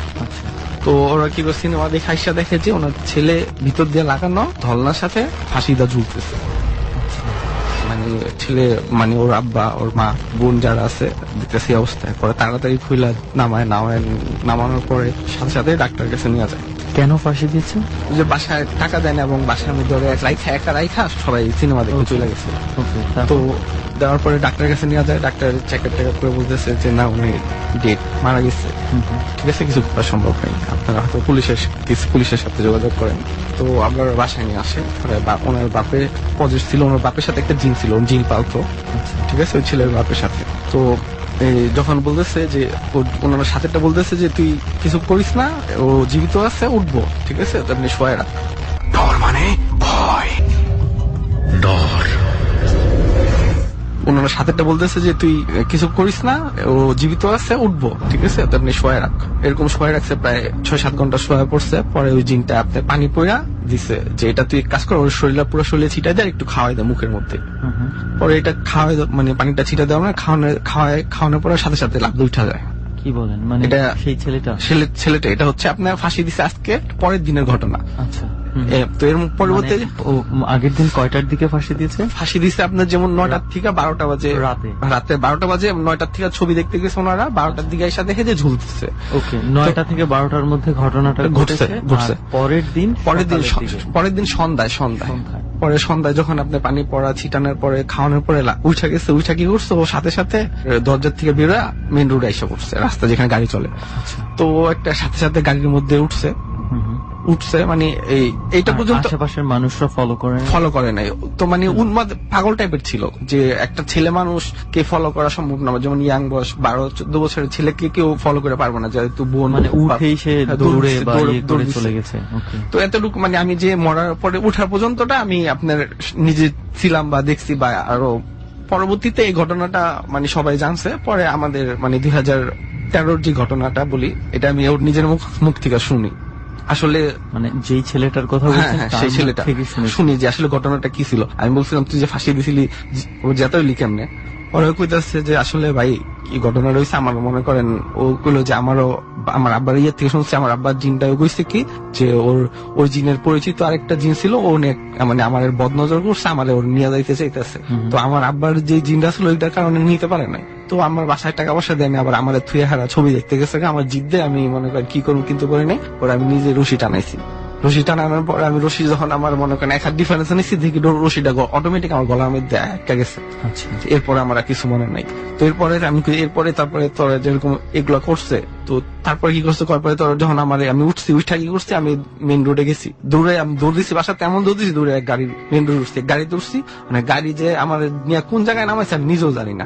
এই করে দেখলাম যে অনেকগুলা ফুলকপি ক্ষেত, তারপরে শাকসবজির ক্ষেত, পাশে হলো পানের বাড়া, মানে পানের বিশাল বড় বাড়া। তো পানের বাড়ার নিচে আপনার মানুষ যাতায়াত করতে পারে এরকম অবস্থা।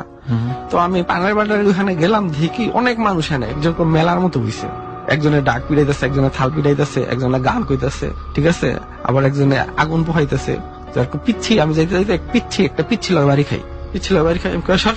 পরে পিচ্ছি কইতেছে যে ওই তুই হানে আইসুস কে, তুই হানে কি করো, চা তুই এত ঢুক ছাড়া আমার কি কসিডি।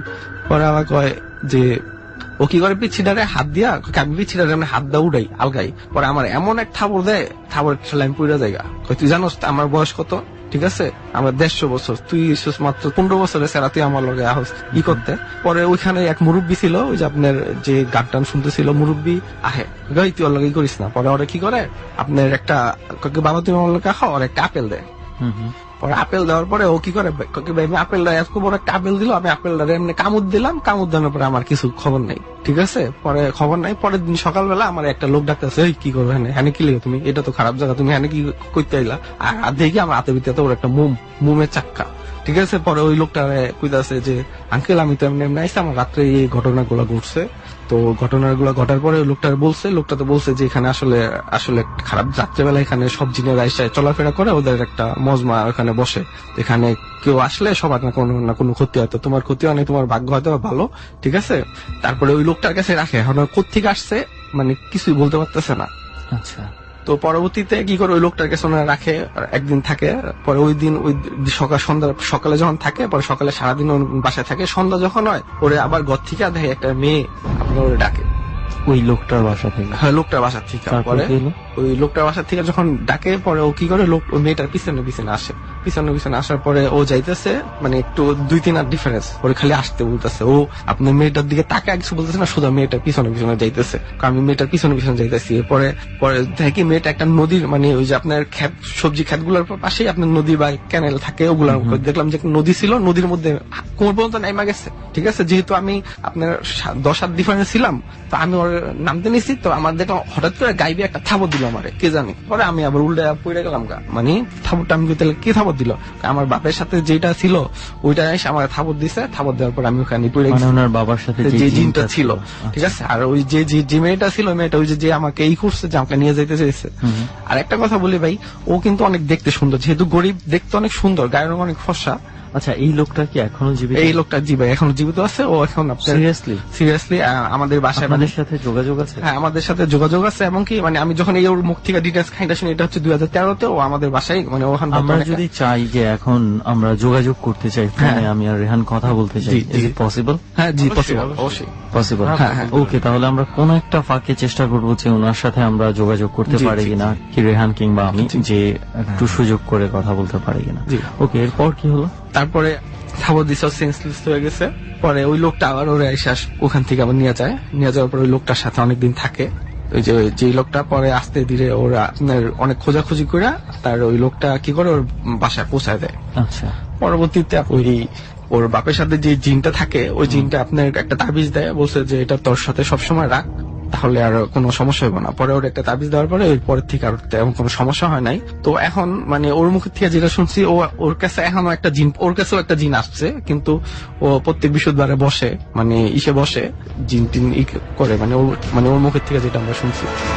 ওকে, ফাইন। আমরা একটু দেখি যে এই ফাঁকে আমরা কোনো না কোনো ভাবে যদি ওনার সাথে যদি কানেক্ট হতে পারি, তাহলে চেষ্টা করব কথা বলার জন্য। তবে এই ফাঁকে আমরা আরো একটা ঘটনায় চলে যেতে চাই, যেটা আপনাদের দুজনের সাথেই হয়তো বা আপনারা সাক্ষী ঘটনাটার। তো সেই ঘটনাটা কি ছিল?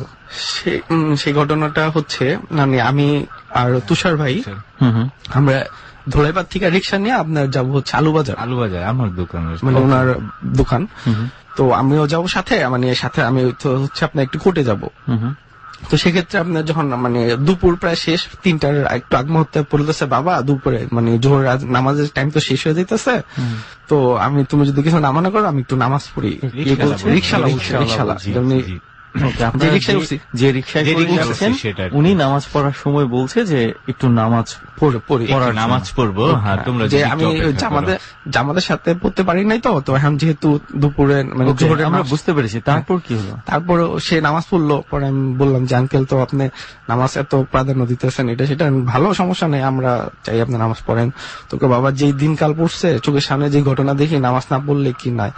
পরে বলতেছে আঙ্কেল কি ঘটনা বলছে, তো তখন বলতে চাইতেছে না, যেহেতু স্থানীয় একটা লোকের ঘটনা, বললে আবার ছড়াছড়ি হইলে সমস্যা। আমি অনেক রিকোয়েস্ট করার পরে লোকটা বললো যে ঘটনাটা হয়েছে এরকম, বাবা আমাদের এলাকায়, আমরা ওইখানেই ভাড়া থাকি।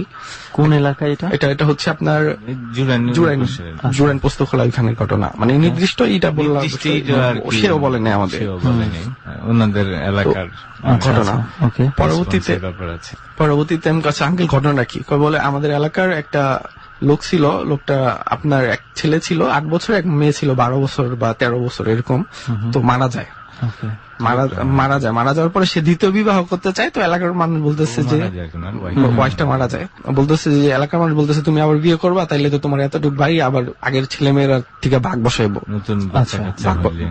ভাগ বসাইবো। তো তুমি এক কাজ করো, তোমার এই ছেলে মেয়ের নামে তোমার বাড়িটা লেখা দাও, তারপরে তুমি বিয়ে করো, সমস্যা নেই, আমরা কিছু করবো না, ঠিক আছে। পরে লোকটা ওই অনুযায়ী কাজটা করে, বিয়ে করার পরে আপনার ওই ঘরেও 2টা সন্তান হয়। সন্তান হওয়ার পরে 6 বছর 7 বছর পরে লোকটাও মারা যায়। লোকটা মারা যাওয়ার পরে যখন মেয়েটা আপনার 18-20 বছর হয়, তখন মেয়েটা আপনার খারাপ টাইপের হয়ে যায়। এমন কোন ক্রাইম নাই, এমন কোন খারাপ কাজ নাই, মানে তার মেশাটা চলাফেরাটা অন্যরকম। মেয়েটা সুন্দরী ছিল, তো বাপ ছিল না। আর আপনার এলাকার একটা, মনে করেন সব প্রত্যেকটা এলাকার একটা সামাজিক একটা পরিস্থিতি থাকে, বিভিন্ন পরিস্থিতিতে মেয়েটা একটু অন্যরকম, চলাফেরাটা অন্যরকম হয়ে যায়। যেমন বিভিন্ন রকম নেশা জাতীয় দ্রব্য এলাকার মধ্যে সামাজিক ভাবে এগুলি বিক্রি করতে থাকে। এবং আচ্ছা, ওকে, বুঝতে পেরেছি, মানে আমরা যেভাবেই হোক সে ফ্যামিলির ওইভাবে গাইডেন্সটা পেতো না কোনোভাবে, সে খারাপ হয়ে সে যায়। খারাপ হয়ে যায়। ওকে, তারপর কি হয়? ওর একটা ভাই থাকে, তো ও এমনই হয় যে ওর ভাইকে পর্যন্ত ওদের যে বাড়িটুকু, যে জায়গাটুকু আছে সেটা থেকে বঞ্চিত করতে মানে চায়। হ্যাঁ উঠে পড়ে লাগে আর কি। ওর সাথে অনেক ভালো ভালো লোকের সাথে সম্পর্ক থাকে, তো এই জন্য। ওর ভাই যেহেতু ছিল ছোট ভাই, যে শত হইলো ভাই, লোক আসা যাওয়া করে, ভাইয়েরা বা সৎমা যা ছিল একটু কিছু বললেই ওনাদের সাথে উল্টা ধরনের বিহেভ করে, মারছে, এমনও আছে মায়ের গায়ে হাত তুলছে, ঠিক আছে, একবার উন্মাদ হয়ে গেছিল খারাপ মানুষের জন্য। মানে উল্টা যে প্রতিবেশী যারা আছে তাদের নিয়ে বোনের কিছু বলবো, ওরকম কিছু বলার এবিলিটি নাই। কারণ হচ্ছে আপনার যেহেতু স্থানীয় খারাপ একটা চক্রের সাথে জড়িত, কেউ কিছু বলতেও পারতেছে না, স্বাভাবিক মহল্লার মধ্যে, মহল্লার মধ্যে দাপটে চলে। তো আপনার এক সময় যখন বলতে গেছে, বোনে ওরে মাইরা দিলা বাইর করে দিচ্ছে, তোরা সব বাইরে আমার বাসার থেকে, ঠিক আছে, এটা তো আমার বাপেরও বাড়ি, তুই আমার বাইর করবি কে, ঠিক আছে, তোর বাপের বাড়ি, তুই পারলে যেমনি খুশি এমনি লগা। মানে বোন বলতে তার বাকি ভাই বোনদেরকে বের করে দিচ্ছে। পরে অনেক কষ্টে ওরা ওই লোকটা ছেলেটা নিয়ে টুকটাক একটা বাসা ভাড়া নিয়ে আপনি কোনো মতো চলতেছে, আর মনে মনে প্রতিজ্ঞা করে, তুই যে আমার যে কষ্টটা দিলি, যে ধরনের টর্চার করলি, আমি তোর এটার প্রতিশোধ নেব এক সময়। পরবর্তীতে আপনার এক সময় ভাইয়ের কাছে খবর আসে যে তোমার বোন তো মারা গেছে, তুমি আসো, বাসায় আসো। এটা অনেক পরে আর কি, অনেক পরে, কয়েক বছর যাওয়ার পরে, মানে 10-15 বছর যাওয়ার পরে, এটা আগের ঘটনাটা আমরা বললাম, মানে 10-15 বছর পরে ভাই করতেছে আর কি। মানে আমি যদি একটু সামারি করি, বিষয়টা এমন দাঁড়িয়েছে যে উনি যখন টর্চার করে এই বোনটা তার বাকি ছোট ভাই বোনদেরকে বের করে দিয়েছে, তো তারা নিজেদের মতো করে এস্টাবলিশড হওয়ার চেষ্টা করেছে, প্রায় 10-15 বছর পরে নিজেরা মোটামুটি একটা পর্যায়ে পৌঁছে গেছে। ওকে, তারপর ফোন আসে, পরে বলতেছে যে তোমার বোন মারা গেছে, এমন এমন আসো। যেহেতু বোন মারা গেছে, এখন তো আর আগের জিত মাথায় থাকবে না, বোন যেতেই হবে। তো বোন মানে বোনের বাসায় গেছে, গিয়ে আপনার গোসল টোসল জানাজা টানাজা দেওয়ার পরে কবর দিছে, কবর দিয়ে আসছে, দিয়ে আসার পরে যেখানে কবর দেয়, কবরটা দেওয়ার মানে কবরস্থানের পাশেই ছিল একটা কমি মাদ্রাসা, বিশাল বড় কমি মাদ্রাসা, পাশাপাশি, মানে মাঝখানে একটা রাস্তা, পাশে কমি মাদ্রাসা। তো মাদ্রাসার অনেক ছোট ছোট এতিম ছাত্র আছে। তো কবর যেদিন দিয়ে আসে, তারপরে সন্ধ্যার থেকে আপনার বিকট শব্দ, গুঙ্গানির, মানে চিৎকার, মানে কবরস্থান থেকে রাত্র মানে প্রায় মানে মাঝরাতে যত গভীর হয়, বিভিন্ন ভাবে চিৎকার চেঁচামেচি আওয়াজ শব্দ হয়, মানে খুব বিকট শব্দ। মানে তারা এখানে তো আরো অন্যান্য কবর ছিল, জি, কিন্তু উনাকে যেদিন কবর দেওয়া হয়েছে এরপর থেকে কোন কবর সেটা তো আর মানে ওরা জানে না, কিন্তু কবরস্থান থেকে যে শব্দটা আসতেছে এটা স্পষ্ট বুঝতে পারতেছে মাদ্রাসার ছাত্র বা মাদ্রাসার যারা ছিল। মাদ্রাসার টিচাররাও শুনতে মাদ্রাসার টিচাররা না, মাদ্রাসার ছাত্ররা, আচ্ছা, এই শব্দগুলি শুনতেছে। টিচাররা কেন পেত না? টিচাররা মনে করেন প্রাথমিক পর্যায়ে যেটা আমরা পরবর্তীতে শুনছি যে টিচাররা কেন পায়নি, টিচাররা মনে করেন বাচ্চা যারা, একটা টিনেজার যারা, তারাই শব্দটা পাইতো, কিন্তু মানে বড় যারা তারা পাইতো না। আচ্ছা, মানে উনি যেটা বলতে চাচ্ছেন আমার মনে হয় যে যেই মানে খারাপ ধরনের ব্যাপারটা ওখানে ঘটছিল, সেই জিনিসটা একমাত্র কম বয়সী ছেলে মেয়েদের সাথে ইন্টারঅ্যাক্ট করতেই পছন্দ করে, বা তাদের মানে মধ্যেই পৌঁছাতে পারে। আর একটু ম্যাচিউরড বা একটু সাহসী হলে তার ক্ষেত্রে পারছে না। যারা হাফিজি পড়াশোনা করে, সেটা হচ্ছে আপনার ফজরের আগে 4টার দিকে উঠায়, ওটা দিয়ে প্রথমে পড়ায়, যখন পড়ায় তারপরে ফজর আজান দিলে ওরা আপনার ফজরের নামাজ পড়ে। 4টার দিকে যখন ওই উঠা হাফিজি ছাত্রদের পড়ানো হয়, তখনই ওরা শুনতো আর ভয় পাইতো। তারপর কি হলো? তারপর ঘটনাটা শুনে পরে ওরা পরবর্তীতে বড় হুজুরদের সাথে যোগাযোগ করে বলতেছে যে এমন এমন শুনতেছি। পরে হুজুরা বুঝতে পারে যে আসলে এখান থেকে কোন একটা কিছু হইতেছে। পরে কবরস্থানের যে লোক ছিল ওনাদের সাথে যোগাযোগ করে আসলে এখানে 2-3 দিনের মধ্যে কারে খবর দেওয়া হয়েছে। পরে বলতেছে যে এমন এমন ওর বোনের তো কবর দেওয়া হয়েছে এলাকার। পরে বলতেছে আচ্ছা ওনাদের খবর দাও, ঠিক আছে। পরে বলতেছে তোমাদের বোনের কবরের মধ্যে কোনো ধরনের হইতেছে, তোমরা একটু আসো। পরে আসে, পরে কয় কি আচ্ছা তোমরা একটু কবরটা খুঁজা দেখা দরকার, তোমার অনুমতি দিলে আমরা সহকারে থেকে কবরটা একটু দেখতে চাই। তারপরে ভাই আপনি নিজেই কোদাল দিয়ে আপনার পায়ের কাছ থেকে একটু খুদে, তো যখন একটু ফাঁকা করে একটা বাঁশ উঠায়, বাঁশ উঠানোর পরে দেখে কি আপনার পাও নাই, মানে পায়ের অংশটা নাই, মানে কিছু দেখা যাচ্ছে না, মানে মাটি স্বাভাবিক, যেহেতু জায়গাটা নির্দিষ্ট পরিমাণ থাকে, ওখানে পা দেখতে পাওয়ার কথা, দেখতেছে। পর হুজুরে বলতেছে হুজুর কিছু তো দেখতেছি না, পুরো খালি। কি বলো, আবার আরেকটা বাঁশ সরায়, মানে কবর দেওয়া হয়তো বাঁশের উপরে মাটি দেয়, বাঁশগুলা খলপাগুলো সরায় মাটি দেয়, পরে সরায় দেখে যে তাও নাই। পরবর্তীতে একসময় পুরাটা ও নামার পরে হুজুর বলতেছে এমন এমন, আচ্ছা ঠিক আছে আমরা দেখতে চাই না, তুমি এক কাজ করো, এই কাপড় হুজুরে বলে, ও দেখে কি যে পিছনের সাইডে মাথার সাইডে পুরো এমনি হাঁটু গাড়ানো বসানো, ঠিক আছে, লাশটা হাঁটু গাড়ানো বসানো পুরো উলঙ্গ, আর কাফনের কাপড়টা পুরো মুখের মধ্যে ঢুকানো, এক মুঠ বাকি আছে ধরার মতো। তো হুজুর বলে আচ্ছা ঠিক আছে, তো যেহেতু তোমার বোন তুমি দেখছো আমরা দেখতে চাই না, তুমি একটা কাপড়টা বের করো, আবার আগের মতো করে শোয়াই দাও। তো ও কি করে, কাপড়টা টাইনা আস্তে আস্তে বের করতে নেয়। বের করার পরে আপনার যখন একটু বাকি থাকে পুরোটা কাপড় টান দেয়, ঠিক আছে, ওই কাপড়ের সাথে মুখের থেকে একটা আগুনের ঝলসানো আপনার আসে, বেরোয় আসে মতো আগুনের। আর ও দেখতে পারে যে মুখের ভিতরে মানে মানে খুব মানে এমন একটা অগ্নিকাণ্ডের মতন, মানে একটা আগুনের দেখতে পারে আর কি, অগ্নিকাণ্ডের মতোই দেখতে পারে। পরে পরবর্তীতে ওইখানে সেন্সলেস মানে আগুনের ঝলসানি তো আপনার পুড়া যায়। পরে হুজুররা ওরে বের করে নিয়ে ঢাকা মেডিকেলে ভর্তি করানোর পরে যে ভিতরে যে ঘটনা, আগুনের যে ঘটনাটা ওর মুখ থেকে নিজেই শুনে হুজুররা, পরে ঘটনাটা বলার পরে আপনার ও ছেলেটা অ্যাডমিশন করার পরে 3 দিন পরে মারা যায়। তারপরে 3 দিন থেকে সে মারা যায়। হ্যাঁ, হাসপাতাল 3 দিন থেকে মারা যায়। তারপরে হুজুর বলতেছে ওই কবরটা কি হয়েছিল, ওই কবরটা আবার ওই যে হুজুররা যেহেতু বের করে ফেলছে, হুজুররা আবার কাফনের দিয়ে আবার নতুন করে, ঠিক আছে, আগের মতো মিলাদ করে বিভিন্ন কিছু করার পরে আবার নতুন করে এখানে না। আচ্ছা, এই ঘটনার পরে কি ওই চিৎকার চেঁচামেচি শোনা গিয়েছে? না, পরে হুজুররা ওটা অ্যাডমিশন করার পরে হুজুররা লাশটা উঠানোর পরে আবার নতুন করে জানাজা দিয়া, গোসল দিয়া, তারপরে জানাজা দিয়া আবার সুন্দর মতো কবর দেয় করে, মানে একটা।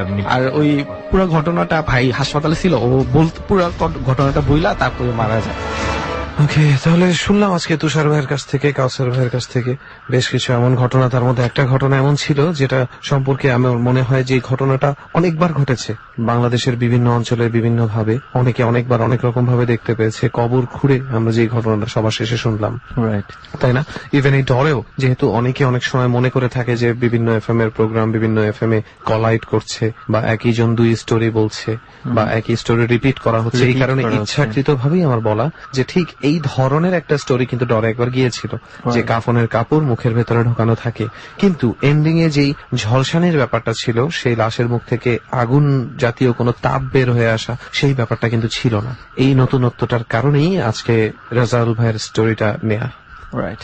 তো দুজনকেই অনেক ধন্যবাদ, দুই বন্ধুকেই, যে আমাদের এই জার্নিতে এসে আপনাদের অভিজ্ঞতাগুলো আমাদের শুনিয়েছেন। Thank you. জি ভাই, আমি কিছু বলতে চাই। জি বলুন। জি, আমি ডর একটা আমার ফেভারিট অনুষ্ঠান। আমার ডর প্রত্যেকদিন না শুনলে আমার মানে ঘুমের ট্যাবলেট হয়ে গেছে ডর অনুষ্ঠানটা। আমি সপ্তাহে একদিনই হয়, তো আমি এটা আপনার ওই যে আপনাদের সংগ্রহশালা থেকে মানে ডাউনলোড করে ওয়েবসাইট, হ্যাঁ এবিসি ওয়েবসাইট থেকে সংগ্রহ করে আমার মোবাইলে প্রত্যেক দিনে আমি ডর শুনি, তখনই আমার ঘুম আসে। তবে আচ্ছা, আপনার কাছে এখন পর্যন্ত কোন এপিসোডটা সবচেয়ে বেশি ভালো লেগেছে? মানে দাগ কেটেছে 34 নাম্বার এপিসোডটা, ওই যে দুইটা গলাকে মানে যে একটা লোকের মন্দিরের যে একটা ঘটনা ছিল, ওই যে সাদ্দাম ছিল খুব সম্ভব। হ্যাঁ, ওই এপিসোডটা আমার থেকে সবচেয়ে ভয়ানক লাগছে বেশি। ওই এপিসোডটা প্রায় আমি 20-30 বারের মতো শুনছি। ওকে, যাই হোক, আপনি বললেন যে আপনার ডর না শুনলে ঘুম হয় না, অনেকে আবার বলে যে ডর শুনলে ঘুম হয় না। তো যাই হোক, তো এক একজনের মানে আমার ডরটা শুনলে আসলে কি মানে ডরেই ঘুম আসে, ঠিক আছে? ওকে, যাই হোক, আমরা এরকম যেন ভয় আমরা পাওয়াতে পারি। তো অনেক ভালো থাকবেন আপনারা। জি জি ভাই, আপনারা অনেক ভালো থাকবেন। ওকে, ঘটনা কিন্তু মানে যেগুলো শুনলাম, মানে ঘটনাগুলো কিন্তু ইন্টারেস্টিং ছিল কিছু কিছু জায়গায়। বিশেষ করে প্রথম যে শাহাদাত ভাইয়ের বেশ ঘটনাগুলো ইন্টারেস্টিং মনে হয়েছে। ইন্টারেস্টিং ছিল, এবং সবচেয়ে ইন্টারেস্টিং ছিল ওনার ঘটনার বাইরের যে সাবধান বাণীটা। হ্যাঁ, সরি, এটা মনে হয় শাহাদাত ভাই না, কার কাছ থেকে এসেছিল সাবধান বাণীটা? কোন একজনের ওয়াইফের কাছ থেকে এসেছিল। এটা হচ্ছে এই যে বাবু ভাই। বাবু ভাই, আচ্ছা আচ্ছা, বলছেন না কেন রে ভাই? আপনি বলবেন তো যে আপনাকে অন্যজন বানিয়ে দিচ্ছি। ওকে, তো বাবু ভাই এটা বলেছিল, এবং বাবু ভাই যেই স্ত্রী ওনাকে সাবধান করে দিয়েছিল, এবং আমরা যে কথা বলছি আমাদের আশেপাশে কেউ রয়েছে সেটা বাবু ভাই বলেছিল। তো যাই হোক, আর ডেফিনেটলি যেই ঘটনাটার জন্য আজকে আমরা এখানে এসেছি সেটা হচ্ছে একজন জেলের কাছ থেকে শুনেছি, এবং শুধু জেলের কাছ থেকে না, এই আশেপাশের এই দ্বীপটা কিন্তু এমন না যে মানে এই চরটা একদম নির্জন, বলতে যা বোঝায় যে আশেপাশের অনেক দূরে বাড়ি ঘরও দেখা যায় না। এই নদীটা ক্রস করলেই কিন্তু বাড়ি ঘর দেখা যাচ্ছে। আমরা খুব সহজে কানেক্টেড। এই ঘটনাটা হচ্ছে যে এরকম যে এই চরটার আশেপাশে যে মাছ ধরার জায়গা, মাছ জেলেরা মাছ ধরছে, অনেকেই এখানে বিশেষ করে ভরা পূর্ণিমা যেটা বলতে বোঝায় ওই সময়তে এখানে এই চরটার মধ্যে মানে কয়েকজন মানুষকে হাঁটাহাঁটি করতে দেখে। আচ্ছা। এবং তারা যখন কাছে এসে বোঝার চেষ্টা করে, মানে ডেফিনেটলি এই আলোতে যদি খুব মানে উজ্জ্বল কোনো কিছু একটা থাকে, এটা কিন্তু খুব সহজে সবার অবশ্যই সবাই নজরে আসবে, সবার নজরে আসবে। মূলত এই ঘটনাটা আমরা যেটা শুনেছিলাম যে এই কোন একজন মাঝি এখানে রাতের বেলা মাছ ধরছিল। সাধারণত তারা 2-3 জন মাছ ধরে, তো কোনো একটা কারণে তার যে 2 জন পার্টনার রয়েছে তারা আসতে পারেনি, তো সে ছোট একটা জাল নিয়ে আর কি মাছ ধরার জন্য চলে এসছে। সাধারণত যেহেতু তাদেরকে মাছ না ধরলে তাদের জীবিকা নির্বাহটা কষ্টকর হয়ে যায়, সেটাই। তো সেই জন্য সে একা এসেছিল এবং সেখানে খেয়াল করেছে এই চরটার মধ্যে খুব উজ্জ্বল কোনো একটা মানে বস্তু ঘুরে বেড়াচ্ছে। আচ্ছা। তো তার মধ্যে কিউরিওসিটি ছিল অবশ্যই, তো সে নেমেছে এবং নেমে এখানে যখন যতই কাছে এসেছে তখন তার কাছে স্পষ্ট হয়েছে এইখানে কোনো একটা মানুষ, কোনো একটা মহিলা একটা বাচ্চাকে নিয়ে হেঁটে বেড়াচ্ছে।